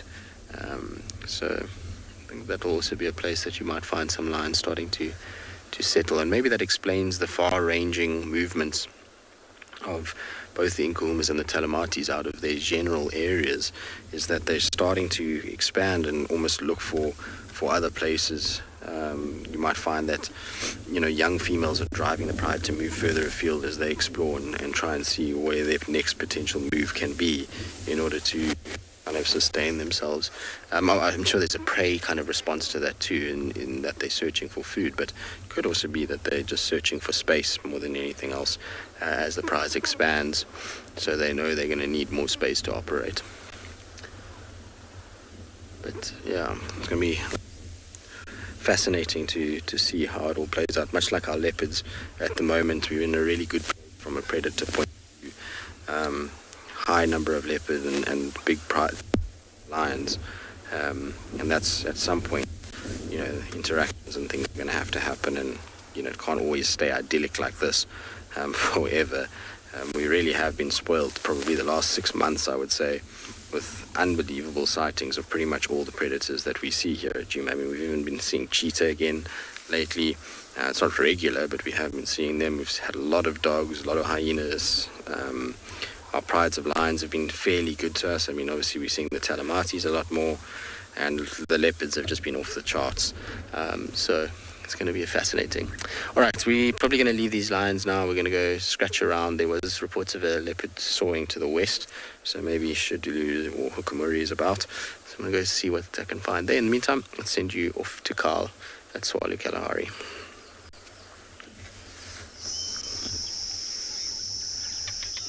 All right, welcome back. Look at this. I just want you folks to focus on this individual right over here. And what I'm trying to explain is, look at its wings. Its wings aren't as fully formed as a butterfly. And when we initially saw it, the wings were all crinkled and almost tucked in. It's because that brown veined white has just emerged from its chrysalis. And it is actually physically pumping air into the wings to straighten them out. What an amazing sight, because if you look here very closely, look at this. These are individuals over here that still need to emerge as actual butterflies. So inside there, this transformation of metamorphosis is in process, where this caterpillar is physically breaking down its entire body and restructuring everything. Didn't have wings, didn't have a feeding mouth appendage like a tube, that proboscis. It didn't have large googly eyes. So the whole body is being restructured from a worm-like individual into this beautiful, magnificent flying creature. And now the sole purpose of this individual is just to mate. And that's what's going on here. So we've looked very closely, and this entire little shepherd's tree is just laden with caterpillars, and as well as these chrysalis. And these are individuals that have emerged maybe 20 minutes ago, if less than that. You can still see the wings. They almost look wet. They're very floppy, and that's because the individual is still structuring and forming them correctly and getting them ready for flight. What a marvelous sight.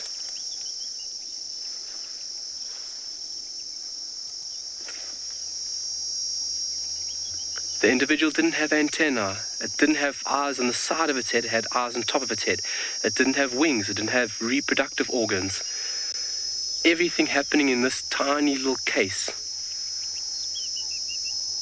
How incredible is that? And I would love to find one. Where? Shush. Everybody, this is Deirdre. Oh my word, here we go. Yes, nice one, D. Look at the wings. And now you're going to see in the next couple of minutes, those wings will start basically pushing out and forming into proper wings. Oh my word. So just to let everybody know, everybody that has been watching Safari Live for a little while, and you guys, so all of our viewers, just like our guests at Tswalu, we do not see guests as guests. You're not another number, you are family. So our family members that have been watching Safari Live for a little while would remember Deirdre. Deirdre will be taking over from me tomorrow morning. Wealth of knowledge, obviously the boss here on Tswalu, and she'll be in the hot seat from tomorrow morning. And what an amazing sight. Deirdre, let's just say hello to Deirdre. There we go. Let's just give a hello to Deirdre. Hello, Deirdre. There we go. This is Deirdre, everybody. And she's the individual who just spotted this, but this is remarkable to see. This is a first for me. I've only seen this on obviously footage before, but never like this. This is such a treat. Brand new life stemming right in front of our eyes.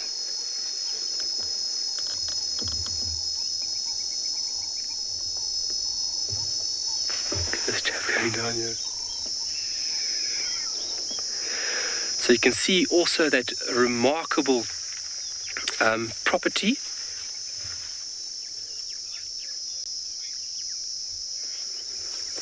Louis, you are correct. It is blood that fills the wings. You are 100% right. Louis, good morning. Asked a great question. Is it not blood that fills the wings? I stand to correction. Yes, it is. Thank you very much, Louis. It is blood that fills the wings. And obviously, while the animal is drawing in air, that blood is being pushed and stimulates the wing development. I mean, look how that transformation has happened right in front of us.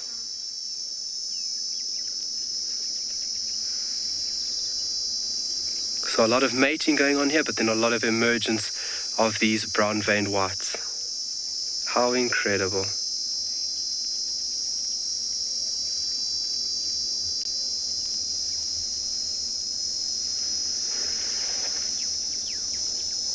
And now in the period that we're in, obviously temperature is a very important thing as well. Mariana, good morning. Great question. What is the difference between a butterfly and a moth? Well, there is no scientific solid evidence to split butterfly and moth, but there's a general consensus across the board, as in terms of you find a butterfly will sit with its wings closed, a moth will sit with its wings open.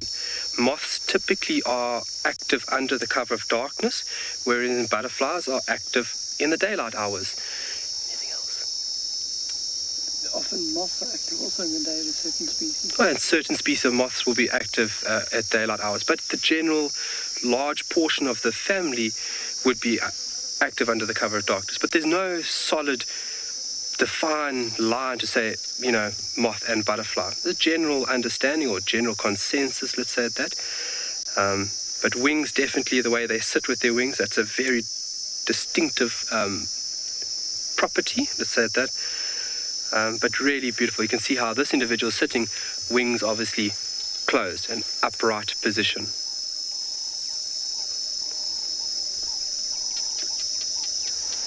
Let's see if we can see one coming out. And it's a fundamental thing, folks. The slower you go, the more you look, the more you see.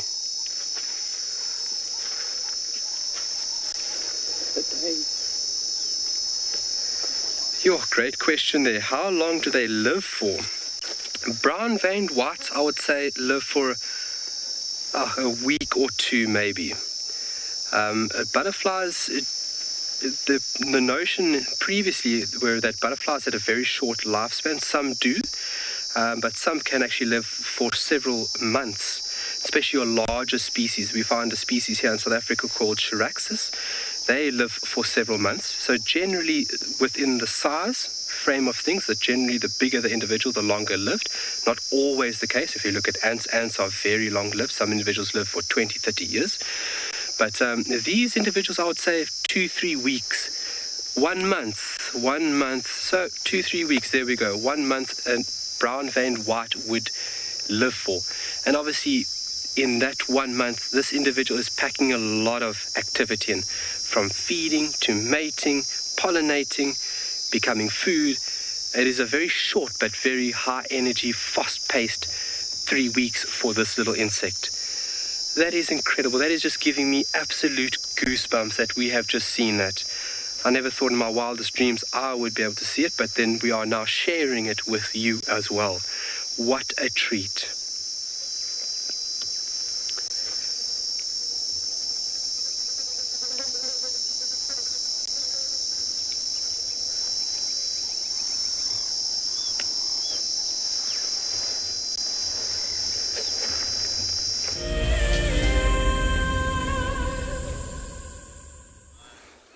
Right, so as you can see, we're still here. We were just chatting to some landowners that were trying to find out some stuff about the lions.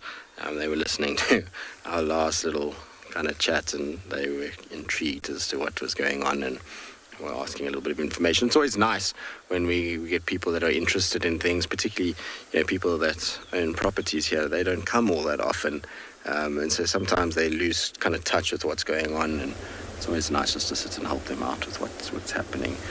Generally, they're all nice people, so it's a good thing to do.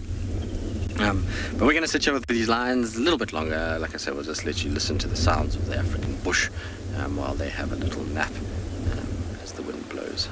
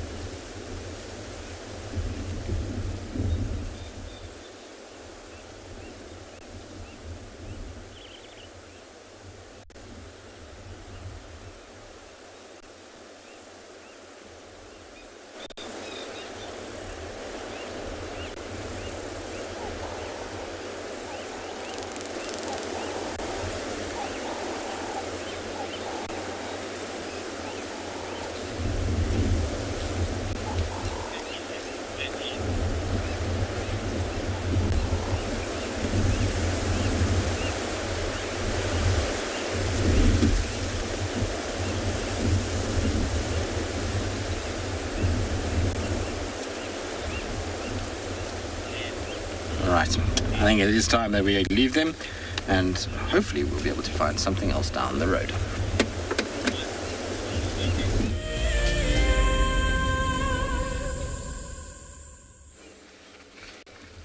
There was a gorgeous gymnogene that was in this, or on this dead tree, trying to get its claws into what appeared to be a starling's nest. But then unfortunately, as the birds do, it flew away, being dive-bombed by starlings and drongos as usual. I was hoping if we just waited it would come back here, but unfortunately not.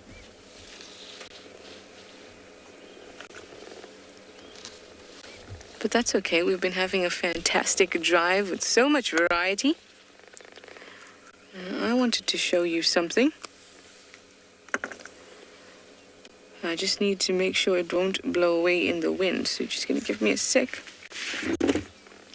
So I can grab something to hold it with. Yeah, so it's giving a look at these 3 Gourmet. Very expensive. Look, you're interested in my segment. How cool. All right, so here we go.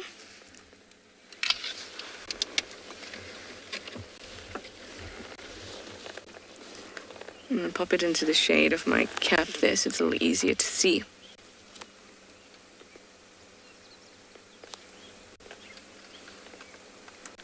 It is the spent exoskeleton of some type of Hymenopterid. That's all I can tell at this point. You can see that there's a sting area at the bottom there. I think it's very, very cool to see these kind of things because they are so delicate that they're usually completely lost and broken, very easy to break. And you can see at the top where my forceps are holding it, that's where the animal would have broken through. And because insects have this hard chitinous exoskeleton, in order to grow, they need to shed that skeleton, and then their skin will harden again once it hits the oxygen, and they'll get a brand new one. I'm just going to show you the face quickly, if it will allow me without cracking it.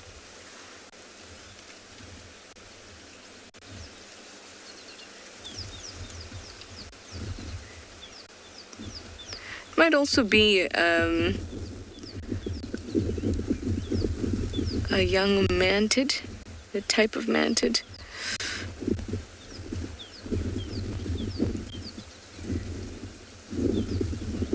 But it's very difficult to see it with just the exoskeleton. I can already hear it cracking. No, I wanted to keep it so it doesn't break. But I thought that was very, very cool. Even some of the hairs are still on it. There goes a leg. I keep little containers for all these little things I find. And then I can show it to you at some point. Yeah.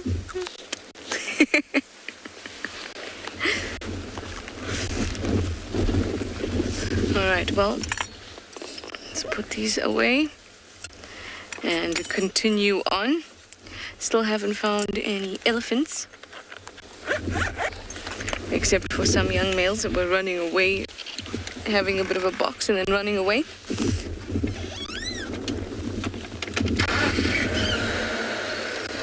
So we're going to keep on the search. Last night I saw on the way home after Tingana, I saw a scrub hare suckling 2 little tiny leverets. That's what you call baby scrub hares. Tiny, tiny ones. Just like that. And then we stopped and watched them for a while. And at first, their immediate defense is to crouch low against the ground.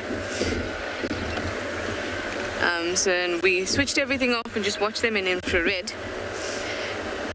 And then they suddenly got up and they seemed to have so much confidence about them. Tiny, tiny little things. It was so lovely to watch. And now because they are out in the open, they don't have burrows. We know this is about scrap hairs. They create little forms in the ground. So that's actually why I came this way, is to see whether they'd be anywhere nearby where I saw them last night. Obviously, being nocturnal, they're going to be out in the evening, but we know we've seen scrap hairs in the day, and they are somewhere in the day. They're just lying up so well hidden that we usually don't see them. But since I knew where they were roughly, I was hoping that I would be able to find them. Unfortunately not, but hopefully that's just their camouflage working really well for them.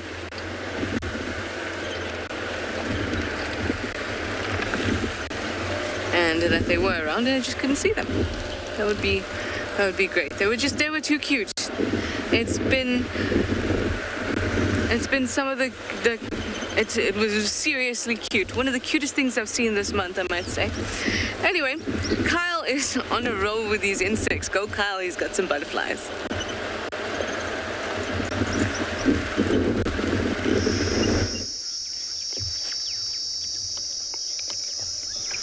Welcome back to this very wonderful scene. We are looking very hard to potentially catch a butterfly coming out of the chrysalis. So to think about what's going on over here, this caterpillar would have used silk to anchor it to the branch. You're on that one, eh? Yeah. And then from there it would have actually moved its body in such a manner that its exoskeleton would have become the actual chrysalis. And inside this little compartment, this is where this transformation would be taking place. And I'm really trying to look, because it would be mind-boggling. Sorry? The caterpillar coming up. Oh, there, yes. Because it would be mind-boggling to see, but then to share this with you would be just cherry on top of the cake. I never thought in my wildest dreams I would be able to see this. And it's now with the increased heat, the temperature is quite warm today, but summer is definitely the period where insects go crazy and they need heat. Heat is a very important requirement for a lot of processes to take place. If you think about cold temperatures, things go dormant. On the caterpillar on the top of the branch, eh? So I'm just looking carefully. We're watching a few individuals where we think they might be emerging. And that's why there was so much activity earlier, is because all those individuals had just emerged, which is remarkable. There's still a few of them. So as they emerged, it looks like they're mating. And a female once has mated, she would lay a batch of about 20 eggs within a site like this. Obviously, this is the preferred larval food for these individuals. So Deirdre just helping me. We really, really, really, really would like you to see this. And we're just keeping tabs on a few individuals which we think might emerge in the next few minutes. And I mean, it's fairly warm and it's only 20 to 8 already. That sun is really kicking its heels in.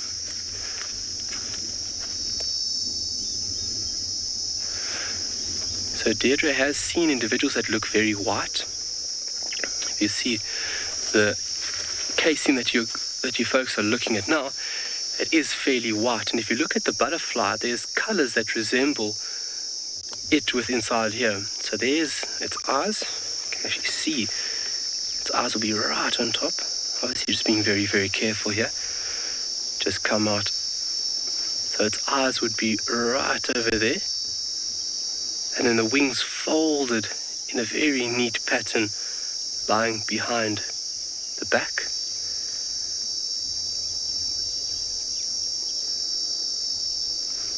Anything your side, Deirdre? I've got my eye on about 10 different ones. You can see the old shell that the butterfly above it just came out of. Ruth, it is such an awesome process. That is such an awesome comment.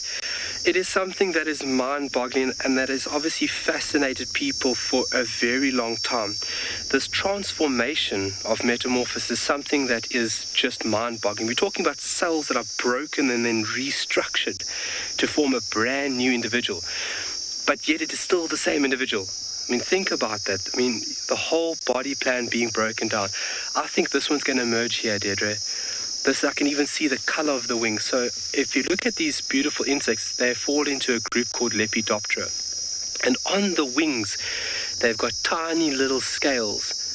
It's also water resistant, very efficient. Look how wavy they are still. Look at that. Unbelievable. But I can actually see the color through here, Deirdre. Look at this. See that? Oh, yes, one. You got it. My finger? Yeah. Oh, my word.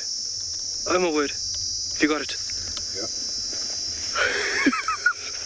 Yes!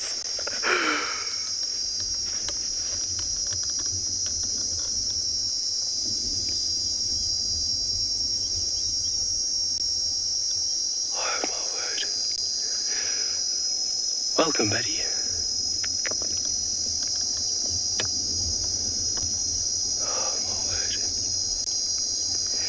And there's another one here. Oh, it's not. Okay. Oh, my word. Look at that. Welcome back to the world.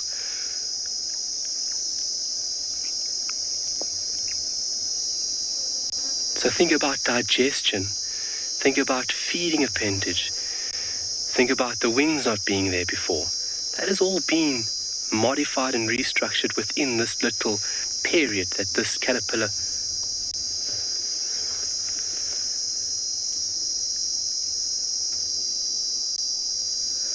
Oh, my word. We've got one actually making a chrysalis here. Deirdre, look at this one here.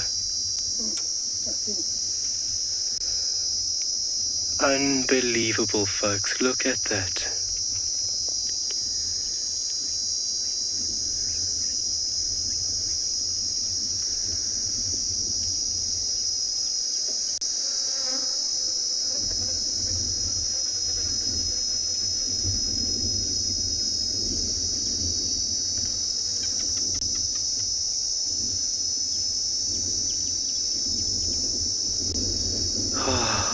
Wow.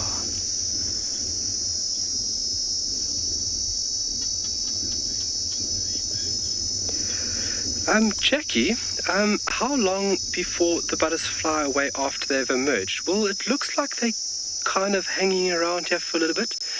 We can see a lot of individuals taking their time. They move off a couple of meters, and it seems like they are looking for mating partners straight away. You obviously in this beginning period, you just want to take it easy. You've just emerged, and you've got this new apparatus of wings, and you're still kind of finding your feet. So it looks like they're taking a couple of minutes here, and then they take flight. And from there, they waft off to the end of the tree, and then it looks like they fly off. To try and keep tabs on one is a fairly difficult task, because there's so many at this point in time. But yeah, they wouldn't have to go far, because this is their larval food. And they obviously have taste receptors. The antennae would be doing that job. They are smell and taste receptors on the end of these club-like appendages, these antennae. So this insect can pick up the chemical clue that this is larval food. So if it is an individual that will reproduce, this is the best spot. So you would kind of hang around here. If you do find a mate, great. If not, that's why you have this amazing ability of flight, and something that's only been achieved, through certain organisms through evolution, insects, mammals, and that of birds. And it's a remarkable adaptation, especially to find new food and to find a representing mate. Oh, I can't believe we saw that. Physically mind blown right now.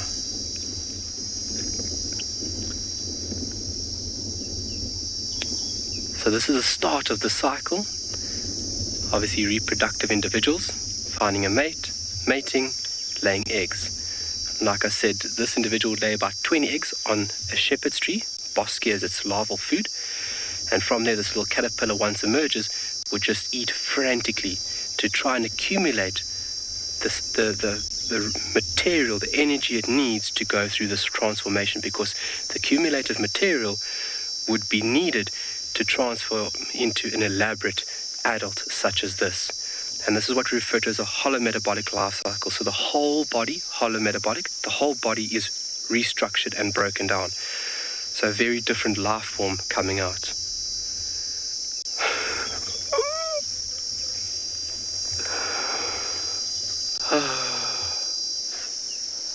Okay, where's the next one emerging? So,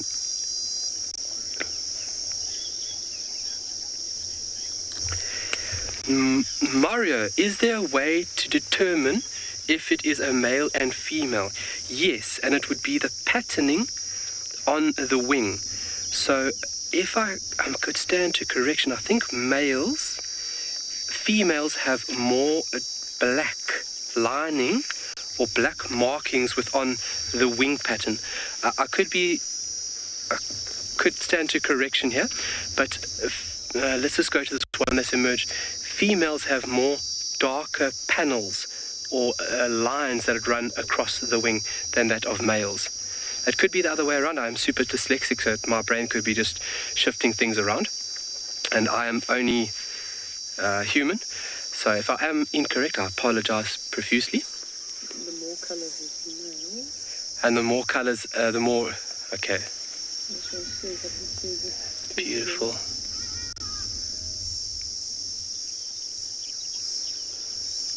As I've mentioned, every day is a learning day for me.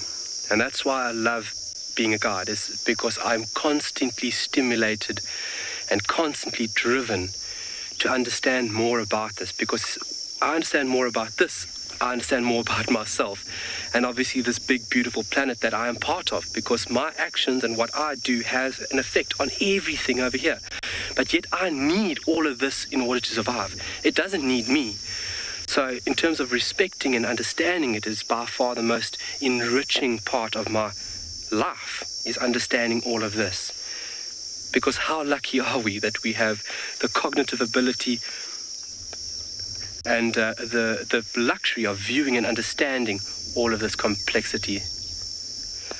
All right, I'm going to keep on geeking out of here. We're going to send you over to Taylor at Pridelands.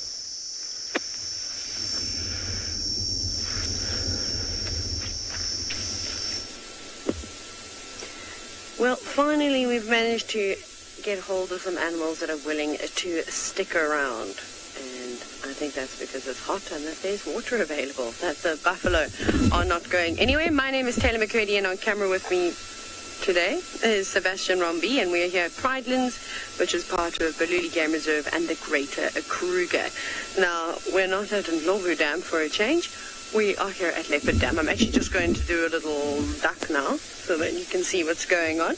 But there's a bit of commotion going on there, which is quite normal to see with buffalo, especially these big breeding herds constantly interacting.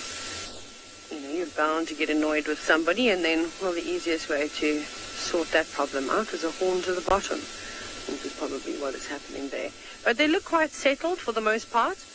Where the cows are now sitting in the water, you can see some young calves, and I don't know if they'll stay here the whole day out in the sun, but they'll definitely stay here for some time to cool off before I think they'll find a nice shady spot to rest. Hello, girl. She's clearly been rolling around in the mud at some point. Doesn't look very impressed with us, keeping a close eye, making sure we don't do anything. And then the one just above her, look at her face. This is the typical evil stare that buffalo like to give people, lions, anything really. Oh, she's quite pregnant too. She looks quite fat. So hopefully we'll start to see lots of little buffalo. Although there's not really a breeding season for buffalo. They can give birth all year round. But it does make sense, if you can, to try and sync it up with well, I suppose the rains, right? Because with rains comes nice lush vegetation. You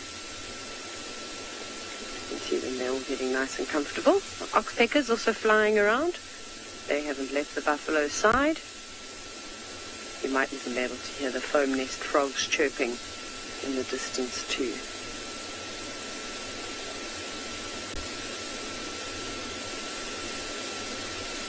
very peaceful scene out here this morning. Sebastian and I have also managed to find a little bit of shade, which we're huddling under. I think the buffalo are probably envious.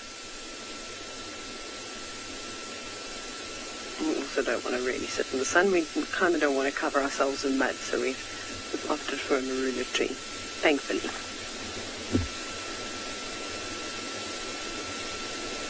A couple of splashes here and there from the buffaloes as they swish their tails.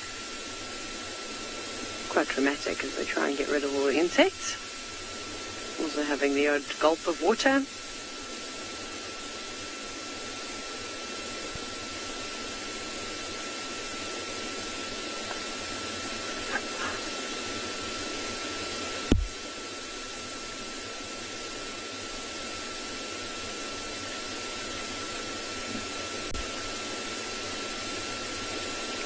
Start to hear the humming of the bees and dung beetles as they fly on past, until there'll be lots and lots of feces around the edge of the dam before the buffaloes went in. I don't think that they were sleeping too far from here last night.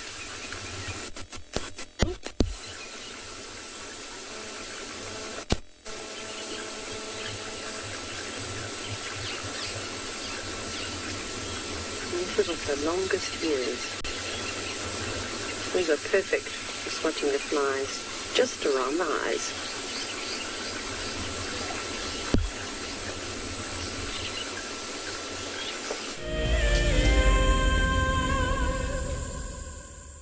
Join our Explorers program so we can keep on sharing nature with the world. For a monthly subscription, you will have the opportunity to win fantastic Wild Earth expeditions, have access to an animal identification app, receive weekly highlights from our shows, and much more. All the money will go to keeping these live safaris on air, which in turn connects a global population with nature. Wild Earth is launching our brand new Explorer program with an opportunity to win a very special Wild Earth expedition. The lucky winner will get a behind-the-scenes Wild Earth experience at the magnificent and beyond Ngala Tainted Safari Camp. The prize includes a 3-night stay for you and a friend with a chance to sleep out in the unique Ngala treehouse. Become a Wild Earth Explorer and stand a chance to win this and many other prizes. Terms and conditions apply. My name is Lauren and I'm currently working in Djuma Private Game Reserve here in South Africa. I love answering your questions during the live safaris. It's my favorite part. It feels like you're on the vehicle with me and I'm able to teach you exactly what you want to know. If you want to ask a question on Wild Earth, then you need to register on our website. Once registered, you must go to the live safari page and ask your question below the live feed. Join us around the fire as we have our very first Wild Earth Explorers fireside chat. And what that means is that if you are an explorer, we're inviting you to come and join us so we can chat about the greatest highlights of 2020. We will be chatting about our favorite characters and what they have been up to during the course of this year. And if you would like to join us, head over to our Explorers page and subscribe. Don't miss out. This fireside chat will be on the 13th of December at 7:30 p.m. Central African Time, straight after Sunset Safari.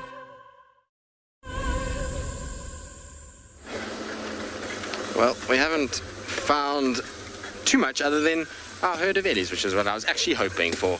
We've managed to kind of just find them as they left Treehouse Dam, which I was a bit unhappy about because I was hoping that we'd see them drinking at the dam itself, but they'd just finished up. What's weird though is that they haven't really sprayed themselves. As you can see, they dry. They're quite a light grey colour. Generally, when they've been swimming or spraying themselves, they're a much darker grey than what you see here. There's one or two that have done it, but for the most part, the herd is still probably looking for a decent-sized waterhole in order to go and properly spray. So I wouldn't be surprised these guys appear at Gowrie Dam on the dam camera in about an hour's time. They're moving fairly quickly. And I think the reason for that is the heat. They're slowly pushing their way towards the Mulawati, which makes a lot of sense because the Mulawati will have a lot more shade than there is out here. You can see that they're in full sun at the moment, and those ears are working overtime to try and keep these guys cool. It really is a warm morning. It's apparently the temperatures are going to push close to 40 degrees Celsius by midday, and so it's really got a bit of venom in the sunshine at the moment, which is why those ears will constantly be flapping. The hotter it gets, the more the ears have to work. You'll find on cool mornings in the winter, sometimes you don't see the ears flap at all for a good 3-4 minutes, whereas you can see now she's pretty much constantly pushing those ears back and forth, just trying to cool her blood down as much as possible. Now, it's not just her and this little one in the herd. There's quite a number of them. They just spread out at the moment, so I'm going to just reposition and we'll get the rest of them. They're just up at the top here. I'll try and find them quickly.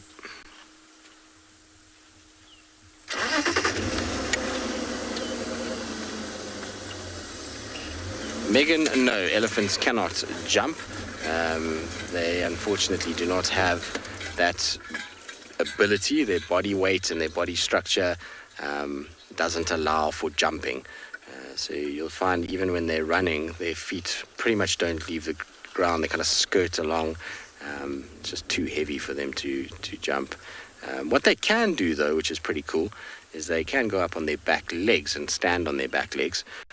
Here in South Africa, we don't see it very often at all. It does every now and then, you might get one doing it. But if you go to places like Lower Zambezi National Park, Mana Pools in Zimbabwe, and Lower Zambezi in Zambia, there they have anna trees. And what you'll find is the ellies stand on their back legs to reach the branches. Because of the years and years of elephants feeding there, nothing is really within reach of normal feeding height, and so they have to rear up on their back legs and stick their trunk up as far as possible to be able to then grab low-lying branches and seed pods and pull them down. And often they'll like shake the branch and the pods start to fall, and then they feed off them. There's a very famous elephant up in Mana Pools called Boswell who does it all the time. He kind of stands and has these iconic photos in the beautiful light that Mana Pools gets of these guys on their back legs, these massive bull elephants kind of upstretched towards the tree. It's very cool to see. It's always a special thing to watch when Ellie's dead, but they can't hold it for long periods. I mean, they're not going to stay up there indefinitely. It's kind of rock back, trunk up, pull branches, and then come back down again to feed on what they've managed to get. But yeah, no jumping, I'm afraid. They just have too much weight for that. But you can see how they're moving. It's interesting to watch because they move fast through the sunshine, then they find a little shady spot, and then they slow down and feed underneath the shade of a tree. As soon as they're kind of in the sun again, they just don't like it, and you find that they start to move much faster. You can see this female's also had a bit of a shower. She must have used some water at Treehouse Dam, unlike the first female that we saw.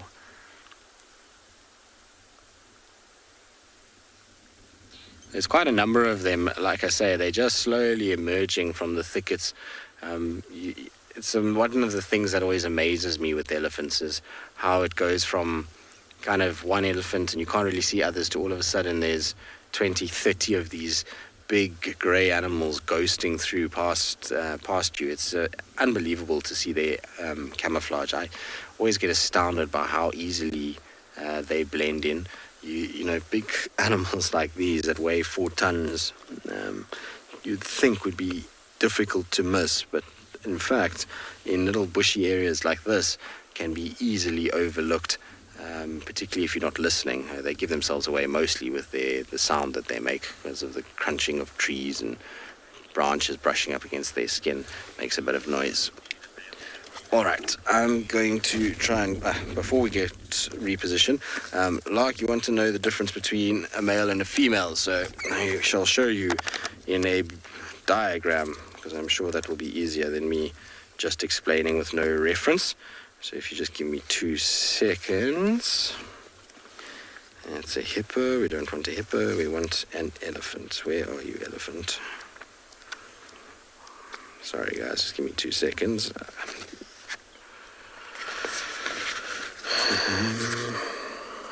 Now, where is it? I had it here. Sorry, I'm trying to find the page in my book. There we go. All right. It will be easy enough to explain with this diagram because, well, it's nicely laid out. Okay, so you have bull in the background, cow in the foreground, so you will see that there's going to be a size difference, but obviously that is when you can see them together. It makes it a lot easier when you kind of have them close together to see size differences. But the easiest way is if you look at the head of these two individuals, you'll see that the head of the cow has a very angular, sharp, pointed kind of head, whereas the bull has this nice rounded sort of forehead there. And then the spine is also quite indicative of sex. You see the male has a very sharp kind of point that goes up and then it drops off and comes up, whereas a female is a lot more kind of straighter. Also, the distance between the hips and the shoulder on a female is slightly longer, and you'll find that the legs of a male elephant always appear to be a lot longer on the front legs particularly. But really the head is your defining kind of thing. That's what you aim to look at when you're looking at Ellies. It will pretty much give it away more times than anything else, and is often easier to see than the other sort of sides of it. But that's the quickest and easiest way to be able to sex them. The problem with that is that ability to sex them in that manner can only start when they're about 15 years old. Prior to that, it's a bit more of a guessing game as to whether it's a male or a female. Generally, the nice thing is that when Ellies reach that age, prior to that age, is that they often have, particularly the boys, their genitals often hang out, and that gives it away quite quickly. An elephant is fairly well endowed, and so it's not difficult to miss if it's a boy or a girl when that happens. All right, I'm going to try and catch up with them. They've drifted quite far already, and so while I do that, I'm going to send you across to McMuddy, Taylor McCurdy with her buffalo.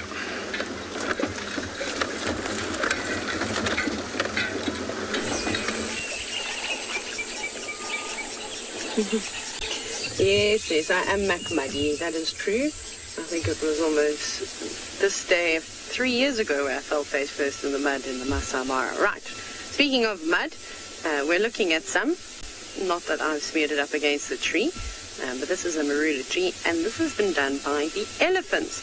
And actually a couple of months ago we watched the elephants just not destroy but tear off bark from this tree, so you can see all the grooves and sort of scars that were left behind by the elephant's tusk. But you can see the tree is definitely trying to heal itself. So when you see those sort of reddish parts where the cambium layer is exposed, you can sort of just see that it was oozing at one point, and that's of course the sap from the tree. And within that sap there's all types of not disinfectant, where are my words today?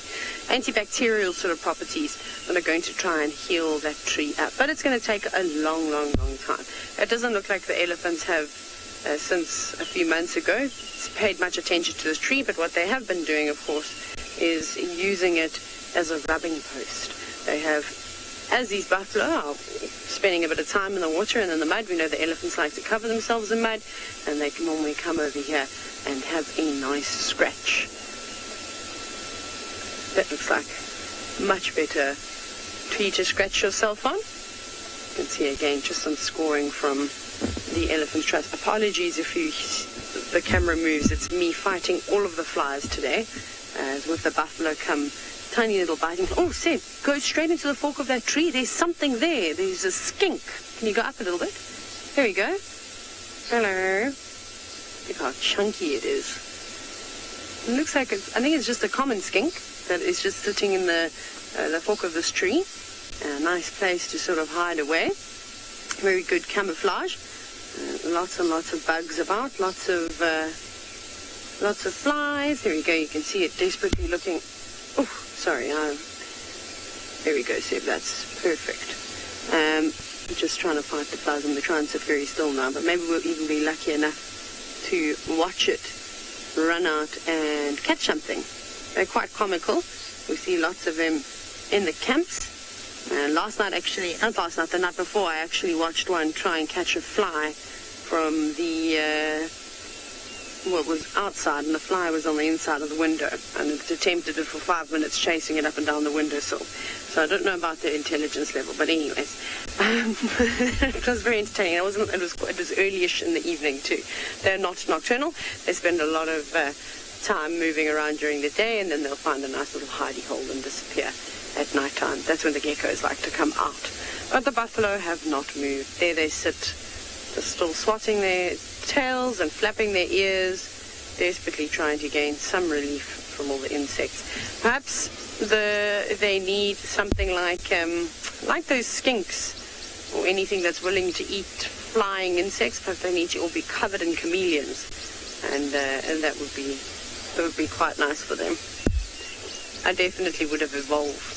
I would have plucked chameleons out of the tree and provided them with safe haven and also regular meals. That would have been my tactic anyways. There's a couple of dragonflies, as you can also see every now and then, flying across the screen. There's lots of them at the moment. They're all swarming. So they're definitely helping with catching a lot of the flying insects.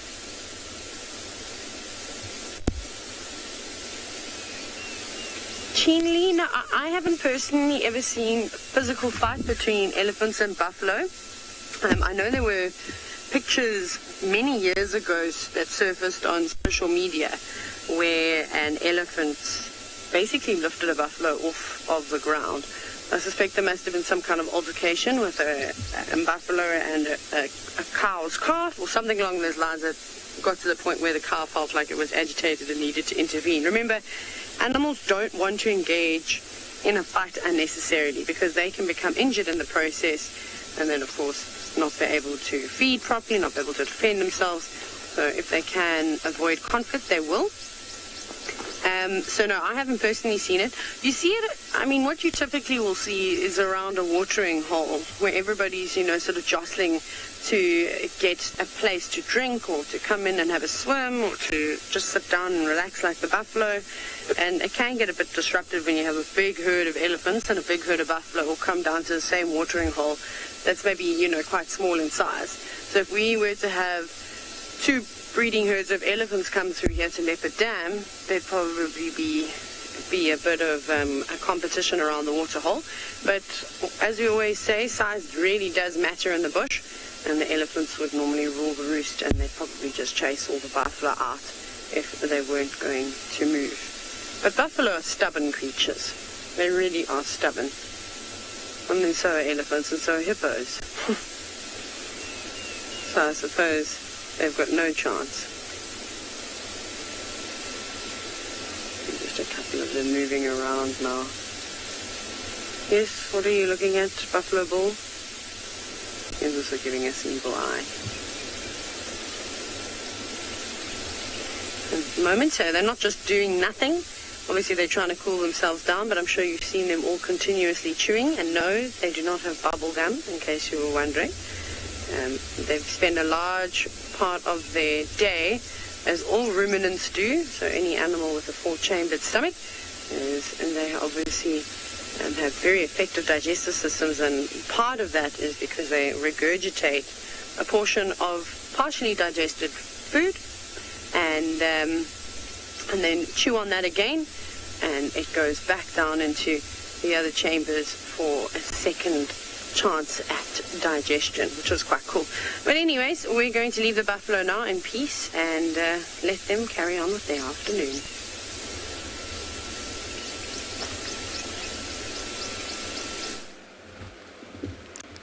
How cool, we have a red-headed weaver that's got a full red head of plumage. It's so nice to see. We've been seeing them, but very fleetingly. There used to be one around camp, but I haven't seen it since. It's a really awkward position. It keeps looking down at us. It's almost just above us. But if we aren't here, then the stick's going to be obscuring it. So hopefully it'll give us one nice little look again.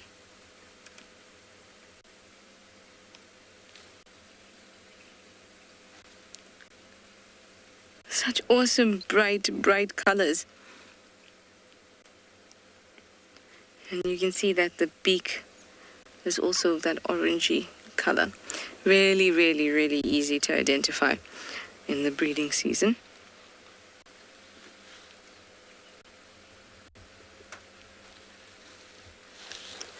And this male is all by himself here. We're on Simbambili at the moment. We want to go down to the dam. So I've been feeling a bit bird crazy the last few days. And red-headed weaver is a really good one.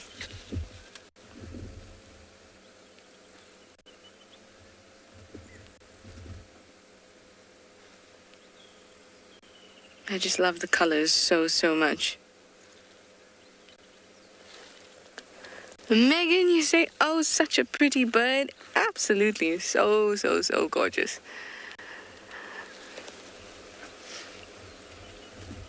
They make really nice nests as well. It's a typical weaver type of nest. But it looks a little bit untidy, a little bit shaggy.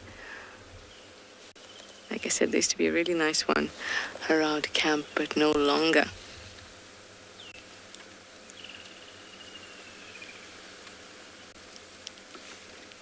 So they mix feeders, seeds, fruit, as well as insects.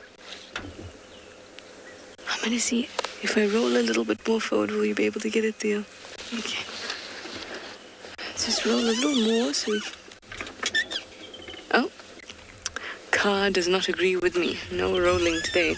Okay. Oh. Off it goes. It's built its nest on a power line close by, so it looks quite untidy. Hopefully I'll find another one that's not a power line to show you. I'm gonna head down to the dam, and Tristan has some elephants, so go over to those.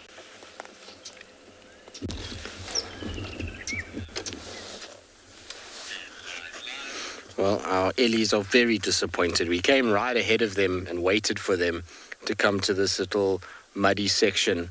And I think they were all coming hoping that they could have a really nice mud bath. But alas, with the heat that we've had in the last 2 days, the mud is all dried up. And it's a disappointed, dejected look on many of an elephant's face as they came and sniffed around and realized, unfortunately, water and mud is not going to be available here. I'm pretty sure with this heat they were hoping to mud pack themselves and just get a nice amount of dark mud all over their bodies, which will just help with cooling down, 1, and 2, protecting them a little bit from the sun. As you can see, there's quite a few of them that are just milling about. It's interesting to watch these Ellies. They know exactly where they're going, because from here they're going to bypass me now and they're going to go straight down the road to Chelapan. I guarantee if we go to Chelapan and we wait for them there, they'll arrive exactly where we kind of think they will. It's pretty obvious that they go there. It's a general route for the Ellies is this way. All right, so let's go around and we'll catch them on the other side. I'm not going to push on the road, so I'll just go, there's at least a game path that runs through here that we can follow. And it goes around them. And then we'll just go to the pan and wait for them there. Shouldn't take them long, I reckon. Maybe 10 minutes or so. Not even, actually. 5 minutes. And we'll see those Ellies arriving where we are. They actually might get there before I do at this rate. See, this game path has gotten so thick nowadays. It's not nearly like it used to be. There we go. We're on the right one now. It helps when you're on the right one and not the wrong one. Generally, Ellies have right of way when it comes to life. And so we normally let them kind of go down the road. And if I were to drive on the road behind them, eventually they just get frustrated with the noise behind them and they move off and they don't actually walk down the road. So this way they can have free range just to keep going straight. And we don't have to worry too much. Like I say, we'll have them in the next 2 seconds. This is a little bit thicker section and then it gets nice and open towards the pan.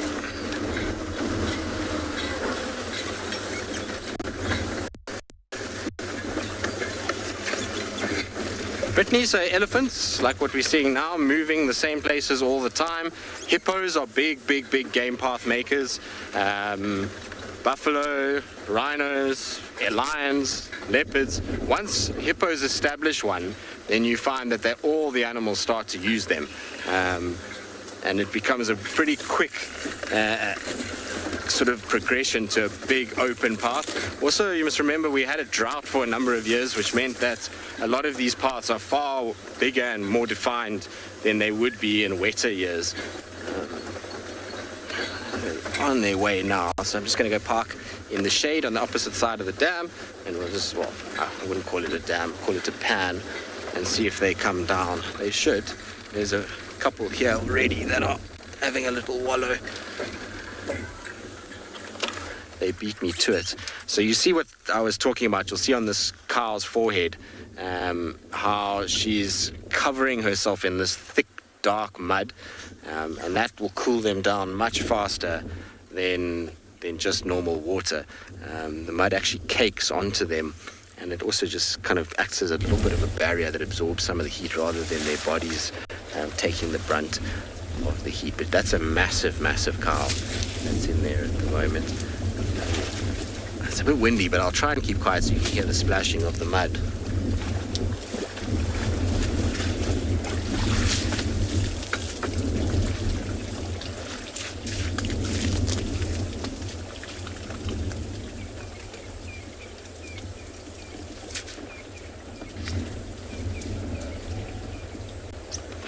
The rest of the herd is still making their way down. This is not the same herd as what we were following. This is others that have just so happened to be here. The other grouping, I think, has slowed down to feed a little bit now, just to wait for this lot to finish. Ellies can sometimes be quite polite like that. If other elephants are busy, then they just wait for them to finish. And once those ellies are coated and they feel like they're fully covered, they'll move off, and then the rest will come in and take advantage of it. Looks like a happy ellie though, doesn't it? You see how she's holding her ears out there? Did you see that? Rather than flapping them. And so the reason she's doing that is because she doesn't actually have to use any energy. She's wet her ears and she's opened them, and the wind is coming from that side, which means that it's cooling the blood in her ears before she even has to do anything. She just has to hold her ears out and let the wind do all the work rather than actually physically flapping them back and forth. Now, Kari, you're asking how far can an elephant smell a predator? It always depends on a number of things. You'll find that wind direction plays a huge part in it. Terrain, bush, which predator we're talking, because some are stinkier than others. But generally quite far. If the wind is blowing the right way, they can pick up predators. I've seen them picking up lions from a good 800 meters away, kilometer, and probably further. It's difficult to judge when they're picking up a smell of a predator as opposed to just general behavior, because if it's not immediately close, then they generally don't display too much sign of irritation. So yeah, I don't know how you'd sense that, but their sense of smell is good enough to pick it up from a long, long way, that's for sure. Especially if you've got a wind blowing like we do today. Is that one having a little sleep on the left there? Has it been too much today, little Ellie? It's just decided I'm done. I'm going to just lie in my wallow and be happy. I would imagine there's going to be a number of humans in this part of the world that's going to do very much the same thing at the lodges in the Sabi Sands today. They're going to find their pool and they're going to sleep in it and kind of take it easy and stay out of the heat.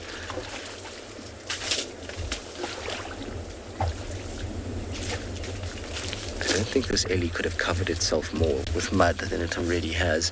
The little baby in the back is benefiting from it too, because it's being covered by mom at this stage. Mark, you say they're so majestic? They are indeed, aren't they? I thoroughly enjoy spending time with ellies, and it's so nice that the last couple of days they've really come back in force, because it was a little quiet with ellies in the first kind of week that I was here. So it's always really cool to spend time with them, and especially when you get these big old cows like this. I mean, she's a massive, massive girl. When I first saw her, I thought maybe it was a young bull that was there, just because of the size of her body and head. I think she's also pregnant as well. You can kind of see she's very rotund at the moment. So I suspect that maybe she's got a little one coming along. And if you look at her two offspring on the side of her, they're of the ages where it's possible she can have the next baby. She's got quite an old one that's lying down, and then there's one that's about I would say probably about 4 years old. So it's about right for her to have her next calf, that's for sure. Oh, there goes another one down, I think. Yep. Also going to lie down in the mud.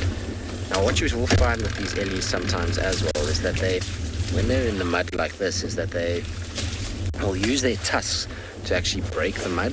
So they kind of wedge the tusks in and they move it around and they make a slosh. And then from there they can actually wallow a little bit more. So sometimes you'll find ellies doing that. In this case though, these two are just having a snooze. They are not interested in moving around too much. I think they're tired. They've probably had a long walk.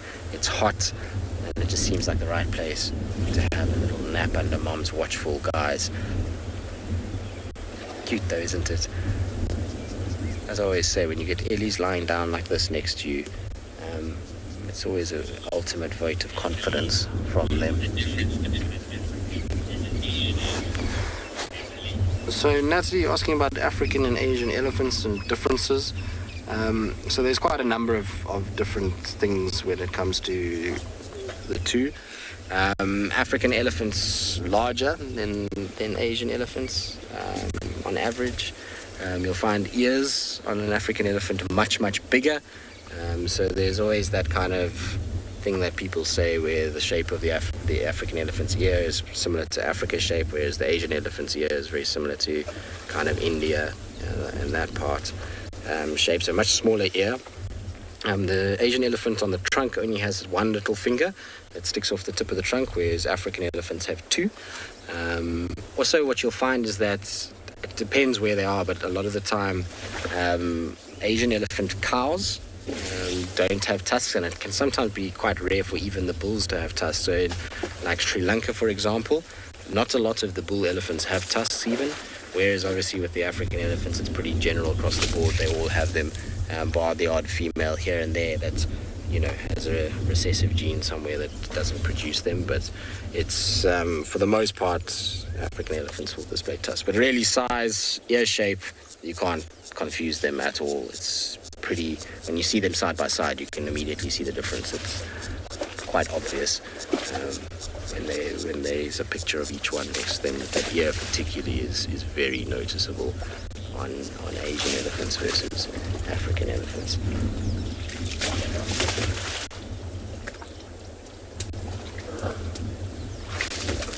You're just having the best time, girl. I don't think there's going to be any mud left by the time she's finished in this hole. She's literally covered her entire body. There's one little spot on her face and a little stripe on her ear that she's missed, but otherwise everywhere else is covered in thick mud at this stage. Her skin is so kind of covered that the wrinkles are starting to disappear now. It's starting to become a little smoother rather than as wrinkled as they normally are. I wonder if she's going to lie down too. It's almost like she's providing shade for her young ones while they sleep.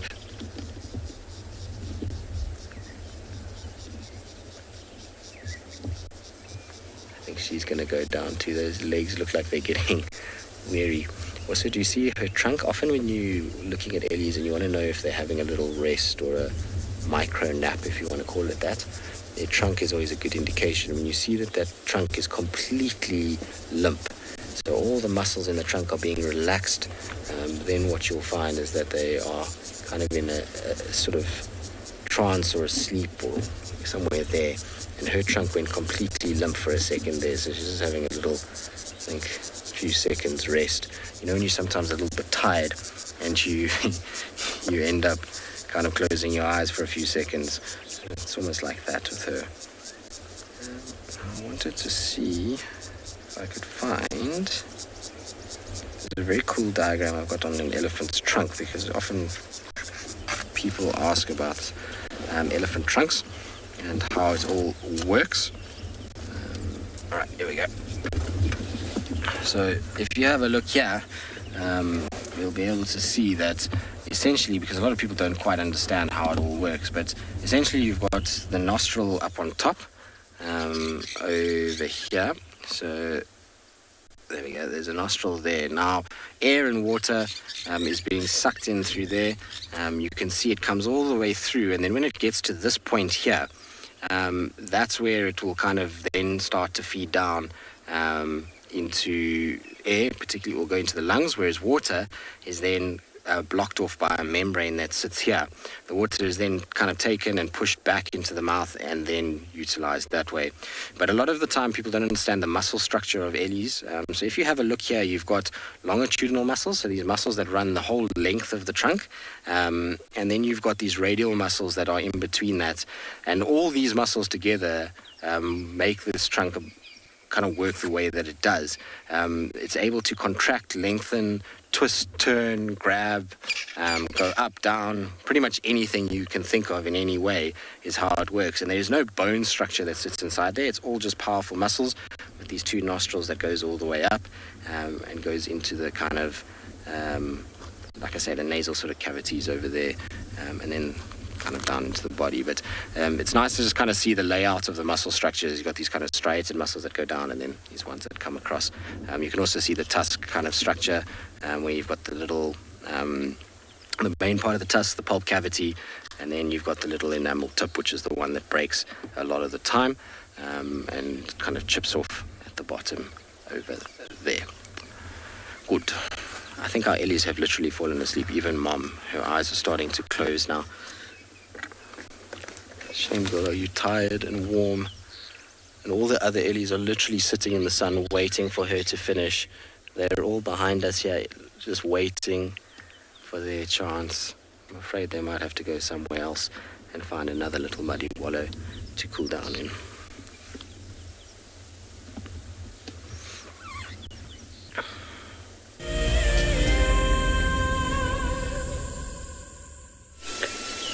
As the day goes on, more and more birds are arriving at Leopard Dam, and the songs that they are singing are really just beautiful.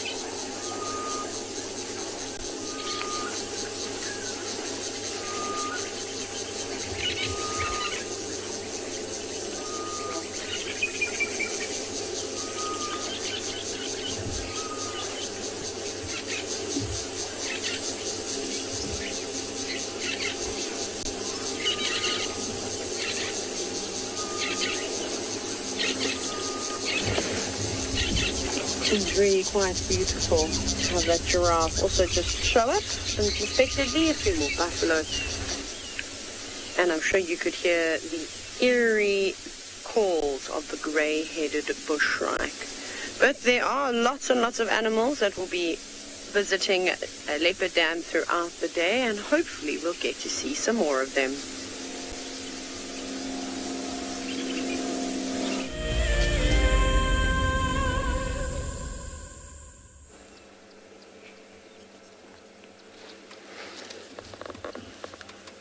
We're here at Simbambili Dam, and it's nice to see that we have 4 chicks. They're still remaining of the Egyptian goose family that was here. And they look really good and strong, don't they? I remember when they were tiny, tiny, and we saw them. So when they're about 7 weeks, they get a kind of a pinkish tinge to their what was a darkened bull, like a grey bull. And you can't see it too clearly now, but it's starting to happen. It usually goes from grey to a bit of a green, and then it starts to get slightly pink. So I'd say they're somewhere between 5 and 7 weeks now.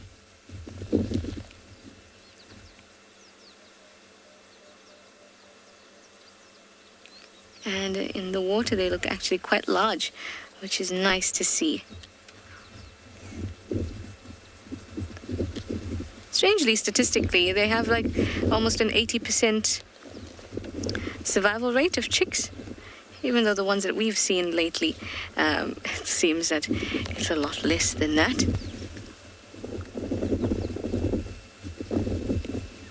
Look at them go. Still got a bit of down on them.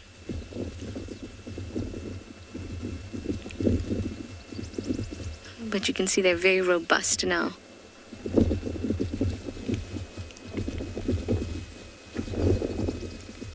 Pulling at those grasses, like we said, that are really nice and juicy, nutrient-rich along the banks of the dams and drainage lines.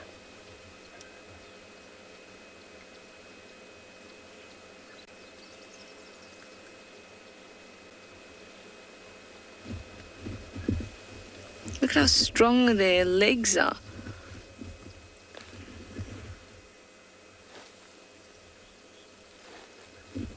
Scott, you'd like to know why they're called Egyptian geese? It's not because they're from Egypt. Hello, grey heron. They're found throughout Africa, but the markings on their face, if we look at the adult, the marking on the face looks very much like ancient Egyptian art. And that's where they got their name from.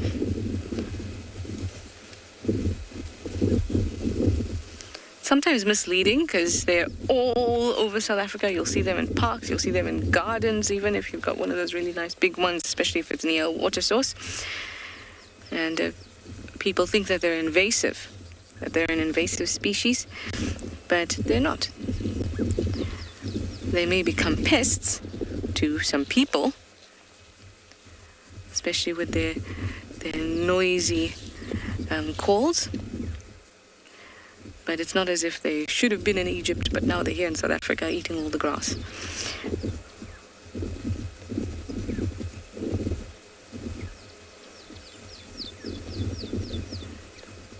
So they're completely natural to be here. It's just that the markings look very much like ancient Egyptian art.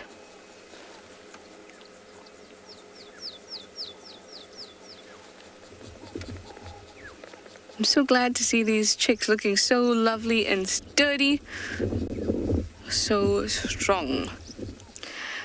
Oh yes, Kyle is on such a roll. I'm so excited for him. You know how I love to see butterflies emerge and things like that, and Kyle has some more butterflies, so let's go over to him.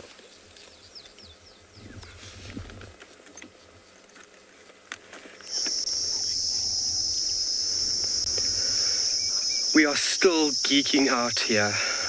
Incredible. A brilliant question was asked the previous section. Thank you so much for the question. The difference between that of male and female. And I was right. So, but to better explain, this over here on the left is the male. He has less prominent dark markings or lines on the wings in comparison to that of the female. So, male on the left and then female on the right of the screen. And you can see that how frantic these males are in search of these females. This individual's wings aren't even extended correctly, and yet they are attached and transferring that sperm parcel. It is incredible to be here right now and to be sharing this with you. Something else was brought to my attention is that these butterflies are commonly referred to as migrating through the country, and that is actually not entirely correct. Immigration. They do an emigration. They don't return. Migration is a closed circuit where the animal will return to a given area. These guys leave the area. So just a little correction on what we've been talking about. Really remarkable to be at the site right now. We've found another 2 or 3 that we have actually watched from start breaking out of the chrysalis, and it actually breaks from the top section of the head. Look at this male trying to mate with a female. Look at that. So definitely pheromones being released by the female would attract these males via those antennae, those organs on top of the head.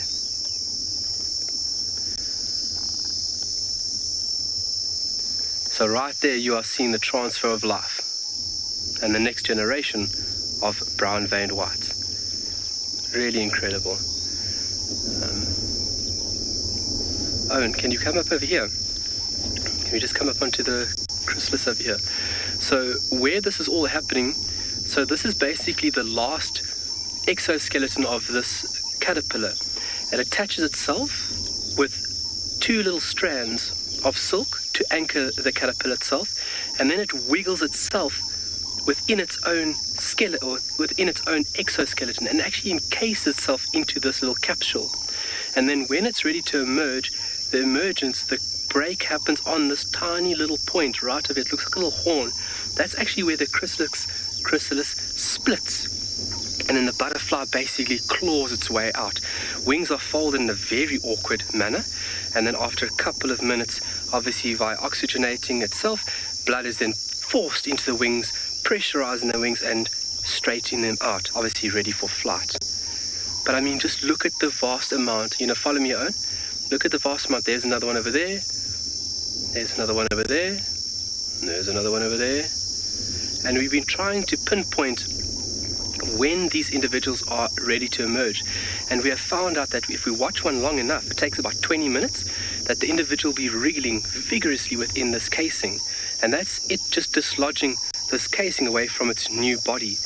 And then after a couple of minutes, it wriggles, and eventually it pops open, and out comes a beautiful butterfly.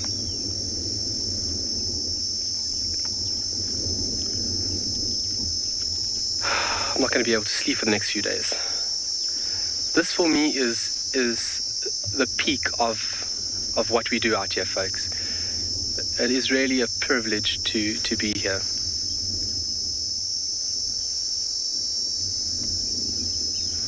And the more you look, like I mentioned earlier, the slower that you take it, the more you look, the more you see. And obviously life doesn't happen at 1,000,000 miles an hour like with us. Things take their own time out here. They are structured and timed differently in comparison to us. So all it takes is just to be patient, just to be calm and observe. That's all it is just observing, looking, appreciating these finer things.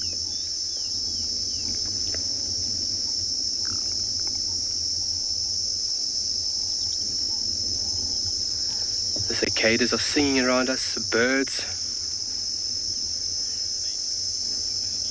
Bernie, it is really fascinating. And if you guys will get on the computer, do a little bit more clicking on metamorphosis, it will totally mind shatter you. And it's a beautiful process and transformation that these individuals go through.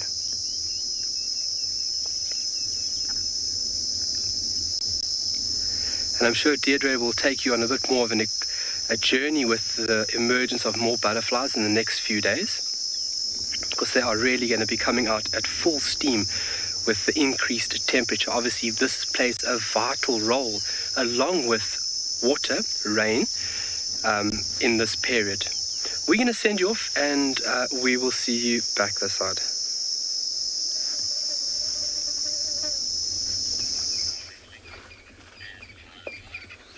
Absolutely amazing thing to witness that. It's not something you get to see all that often. In fact, it's quite rare to actually see the day that they are coming out, so I can understand why Kyle is super excited about it. Those brown-veined whites are also incredible butterflies, just because of their ability to migrate and the movement that they take in South Africa. To be able to kind of get around as the distances that they do is always amazing as well. Anyway, what's also fascinating has been watching these ellies, not because they're hugely active, and yes, they're mud wallowing, and that's all good and it's interesting in its own right. But what's been fascinating is the social element of this herd and how it's kind of played out. So this female that you see closest to us now spraying herself with mud, she sat next to us here at the car for a long time. She was sitting and just taking it easy and waiting, and that big female that was in the mud wallow when we first arrived was in there. And she just sat biding her time, and she waited, and as soon as that other female moved off, she then moved in and took over. And it's interesting because there's obviously a hierarchy that's taking place there, and she knows through probably communication that we don't pick up that female's busy there. As soon as she's done, she can then go in and kind of do a thing. But interestingly enough, where it gets, for me, very interesting, is that the youngster for this particular female was allowed to walk into the mud wallow with that older female there, no problem. And that older female did not make a single groan, grunt, noise, nothing, didn't chase that little bun away. And so Ellies, even though they have a hierarchy amongst these adults, are quite forgiving to the little ones. They don't mind that the little ones come and have a little chance to get some mud and just to cool themselves down. They know that they're a lot more kind of fragile, if you want to call it that, even though they're not fragile. They're more susceptible, that's a better word for it, to the heat than what the adults are. So the adults can take a little bit longer and they can wait, whereas the little ones, it's important for them to cool down pretty quickly. They also can get badly burnt by the sun if they're not in their mom's shadow and they're not mud wallowing and they're not cooling down. And so it's fascinating to see how they're able to determine those things and talk to each other enough to actually come up with a system where little ones come first and the others must wait, and there's a kind of whole hierarchy that takes place. And that to me is always the best part about being out here, is witnessing things like that. We're fortunate in that we get to spend a lot of time with animals, and that's how we learn, is by being with them and spending time, much like Carl spending time with those butterflies emerging. If you don't sit with the ellies and various other animals, you never get really rewarded by them. You're just going to see brief glimpses into their life, and you don't start to make the connections to complex social interactions that seem innocuous at the time. But if you spend lots of time with them, you start to pick up subtle things that you didn't realize before. And I always think that is a very, very special part of our job.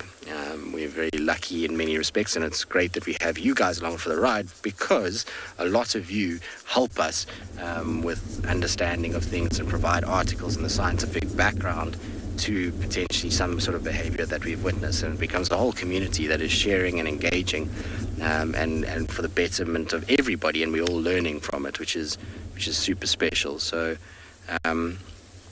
that's why, like I say, it's one of my favorite things about the show, the time that we spend with animals, and the fact that we all learn together and get to witness behavioral things over long periods of time that many people wouldn't have noticed had they just come out for 3 days on a safari, as opposed to, some of you have been doing safaris with us for 10 years now, which is crazy when you think about it. You've probably done more game drives than most of the guides in this northern sector put together, when you think about it, because of the high rotation of a lot of the guides through lodges. Some of the guys here have only been working for a year, and when you think that you guys have done a lot more game drives than them, it's a pretty weird thing, isn't it, to think about. So it's a special kind of part of everything, and we're lucky that we get to witness things like these ellies and those butterflies. I mean, the ellies is probably a little bit less rare than what the butterflies are, but interesting nonetheless. Okay, well, they're drifting off. They're heading into the Mulawati, and I think they're going to go straight up from there towards Kalahari Dam. Maybe they'll even go to Buffelshoek Dam, I'm not sure, but keep an eye out on the dam cam. For those of you that do watch it, I'm pretty sure this herd is going to make their way in that direction. I was kind of hoping while we were sitting here, one defecated, and I was kind of hoping that we were going to see dung beetles arriving, but it doesn't seem like it. I think it's not been enough rain the last few days for them to be super out and about. It's going to take a little bit of time for them to arrive.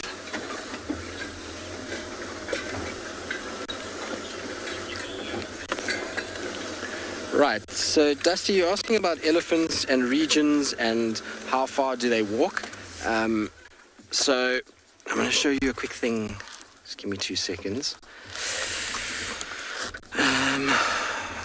So this is a booklet on elephants that are collared within the Kruger and where they move, and it's based off not just the Kruger, but it's based off the distributions of the western boundaries of Kruger by Elephants Alive. And so these little kind of colored elephants are different individuals that move around, and this is both bulls and cows. And in terms of the distances they cover and territories, they don't actually have a territory. They have what's called a home range. So if you see here, let's take this dark blue elephant, for example. It's congregating in this kind of sector here, but then it starts to shift and you start to see these dark blue markings here, and you probably find this individual goes deep into the Kruger and all over the place as well. So they move according to where their food availability is and time of the year. Now I want to show you an elephant called Summer. Just give me a second to find her. That's it. One. There she is. All right. So if you focus on down here at the bottom, you'll see that there is a map down here. That is showing her distribution. Now, the red inside the map is basically the most frequent pings of her collar. So she's very much kind of in this area. But then you'll see that there's a shaded yellow area that goes all the way from the southern tip of the Kruger National Park to pretty much Palabora Gate. Now, this distance, while on a map like this, doesn't look far, but that's probably close to 200 kilometers from north to south that she's traveling around in, and she's making use of all of those areas. So she's actually been pinged inside the Sabi Sands. I haven't seen her myself, but it's possible that she could come into the sands at any time. But yeah, she's covering kind of north-south just in her home range is over 200 kilometers. So it gives you an idea of how far these ellies can move and how much distance they can cover when they want to. So a lot of movement, and the bulls are even more. I mean, some of the bulls will travel from northern Kruger. They'll do 300 kilometers to come down to the southern marula sections in order to take advantage of the marulas. So it just depends on the individual, but huge home ranges rather than territories. Okay, I'm going to leave them though. We're going to let them go into the Mulawati and enjoy some shade, which is a good idea. In the meantime, let's send you to Trish and a bird.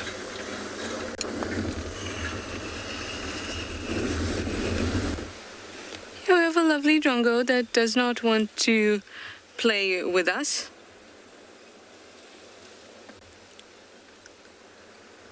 We've been trying to get him.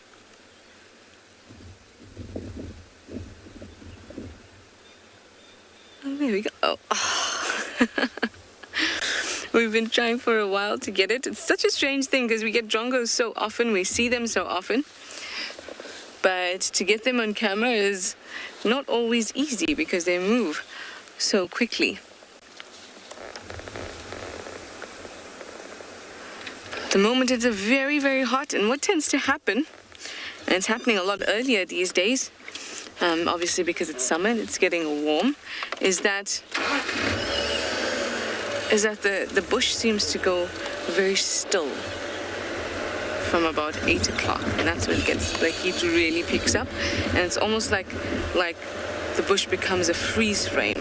Very little is happening, and there's very little movement. Mostly, but of course there's those animals like impala and the elephants and the wonderful insects and birds that are all out and about. So at least it also offers us, even though there's this beating down heat, offers us a change of environment or a change in the environment that gives us a better view of other animals. So in the morning, predators are on the move. We have that exciting in the morning, and then as it heats up, birds and elephants, really, really good sightings of those.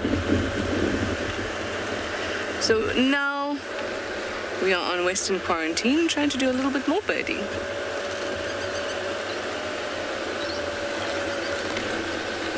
I still want to find more nests, bird nests.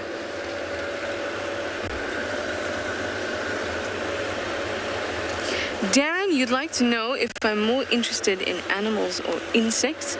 Dan, insects are animals. One, that's insect discrimination. But I know what you mean. I have no preference. I like everything pretty much equally because fundamentally everything is working on a same kind of chemistry, same kind of physics. There's certain things that we all have to abide by, and that's why I love all things. It's just that everything uses and manipulates the environment around them differently. They have different needs, so it's very difficult to say that I'd prefer one over the other. I love it all. I can never, ever, ever, ever choose favorites. It's very difficult for me. Here's a lovely squirrel, but I see one of my favorite birds. That's why I say one off, because I can never pick favorites. It's just in front of us here. You can hear it calling. If you can guess it before I show you with its call, you get lots of admiration from me. See this tall marula? The straight one. If we go up it and off to the right, oh, it's just flown to the next marula. There we go.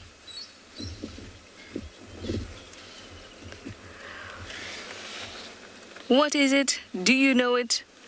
It sounds like an arrow-marked babbler, but it doesn't look like one. It's one of my favorites. It's a green wood hoopoe. Because of the really, really bright sun at the moment, it can be difficult to see the birds very clearly, especially since a lot of the time they're silhouetted. There we get a bit of color.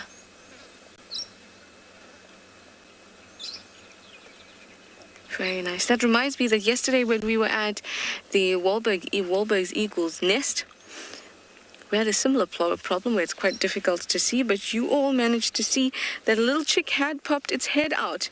And that makes me very, very happy. So we will go back and see them maybe this afternoon when it's a little bit cooler. And when I went and watched, you can see the little chick pop its head out. So that's really, really cool.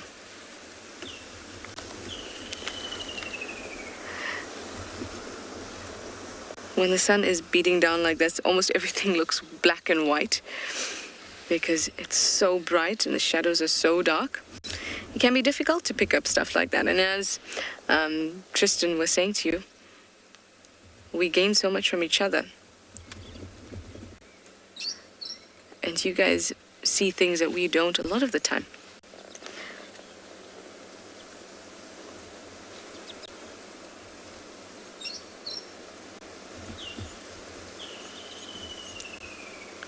Oh, I can hear the woodland kingfisher. Lots of lovely chip, chip, chip, chip, chip, chip, very short sounds as well from waxbills. Another little bird. And I'm sure that you can hear the wind as well. Lots of rustling going on.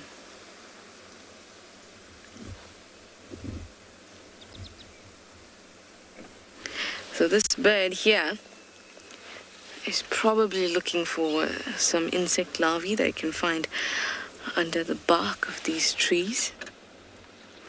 And you can see why that really long, decurved beak is really good for just poking yourself underneath the bits of dead bark. Oh, well, all out bark is dead, technically. But the stuff that's actually peeling off the tree, you can get that beak right in there and grab a grub. A tasty treat for breakfast.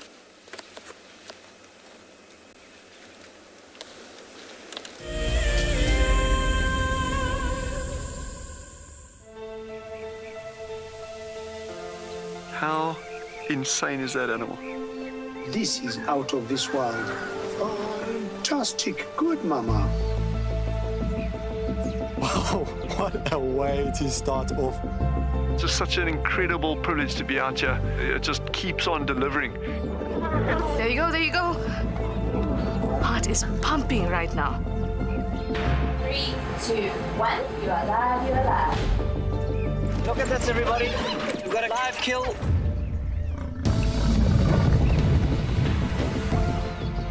The cock's holding the tail. It's holding tight. Lucky wildebeest. There's nowhere to go. This is a disaster in the making. something that I have never seen before in my entire life that you are now watching live. My heart is in my mouth, everybody. Look at this. It's gonna make it. It's going, it's going.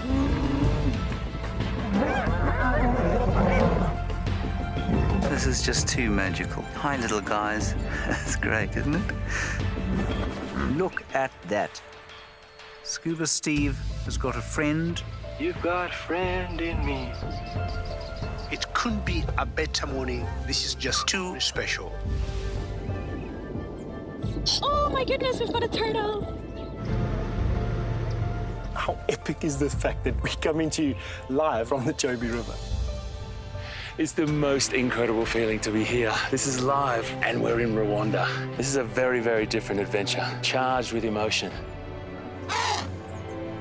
I did not think I would ever face my fears like this.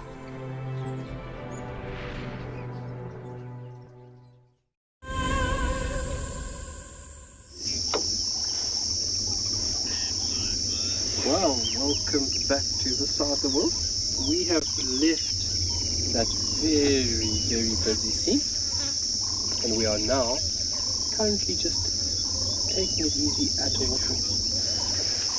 Welcome back to this wonderful place on this very broad and diverse country and continent. We have decided to leave those beautiful brown-veined whites, and we have decided just to come sneak in here at this watering hole to see what we can see.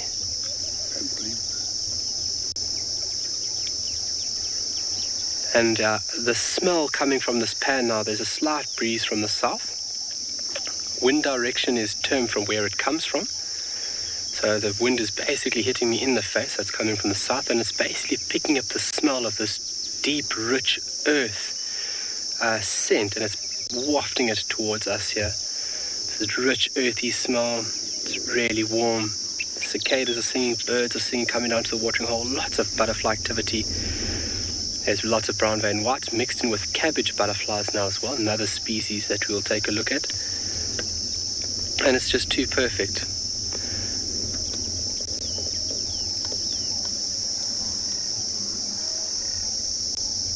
I'm still mind melted of what we've just seen this morning.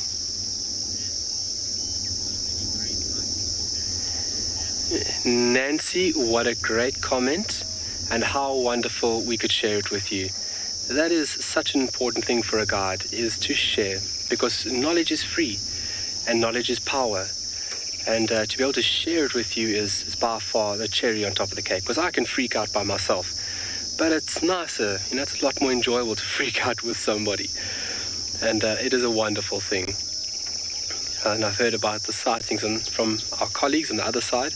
It has been a remarkable morning drive. And thank you for joining us. Thank you for sharing and for the comments. Thanks for the comments. Obviously very, very important to make this as exciting and as stimulating as it is. But yeah, from our side, from Tswalu, and obviously the colleagues across the country, thank you so much for joining us. And be sure to join us this afternoon for our sunset safari, kicking off at 4 o'clock Central African time. Please join us on board here to explore and understand more about these wonders of nature. I'm even getting tongue-tied. I'm so excited still. See, Owen's busy giving us a good view of the lapwing there. Obviously, just important to shelter those eggs, because that sun is getting warm.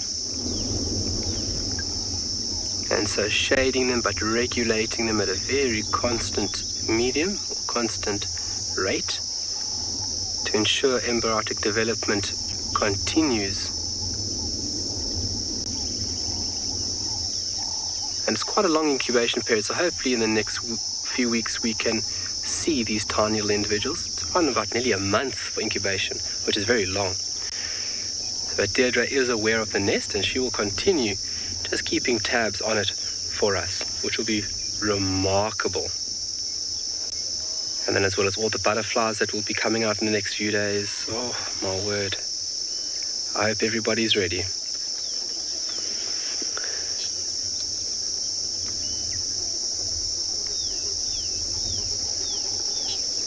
beautiful day. Thank you, Mother Nature, and thank you, viewers. Really, truly remarkable. Well, from now until then, we'll see you later. Have a good one.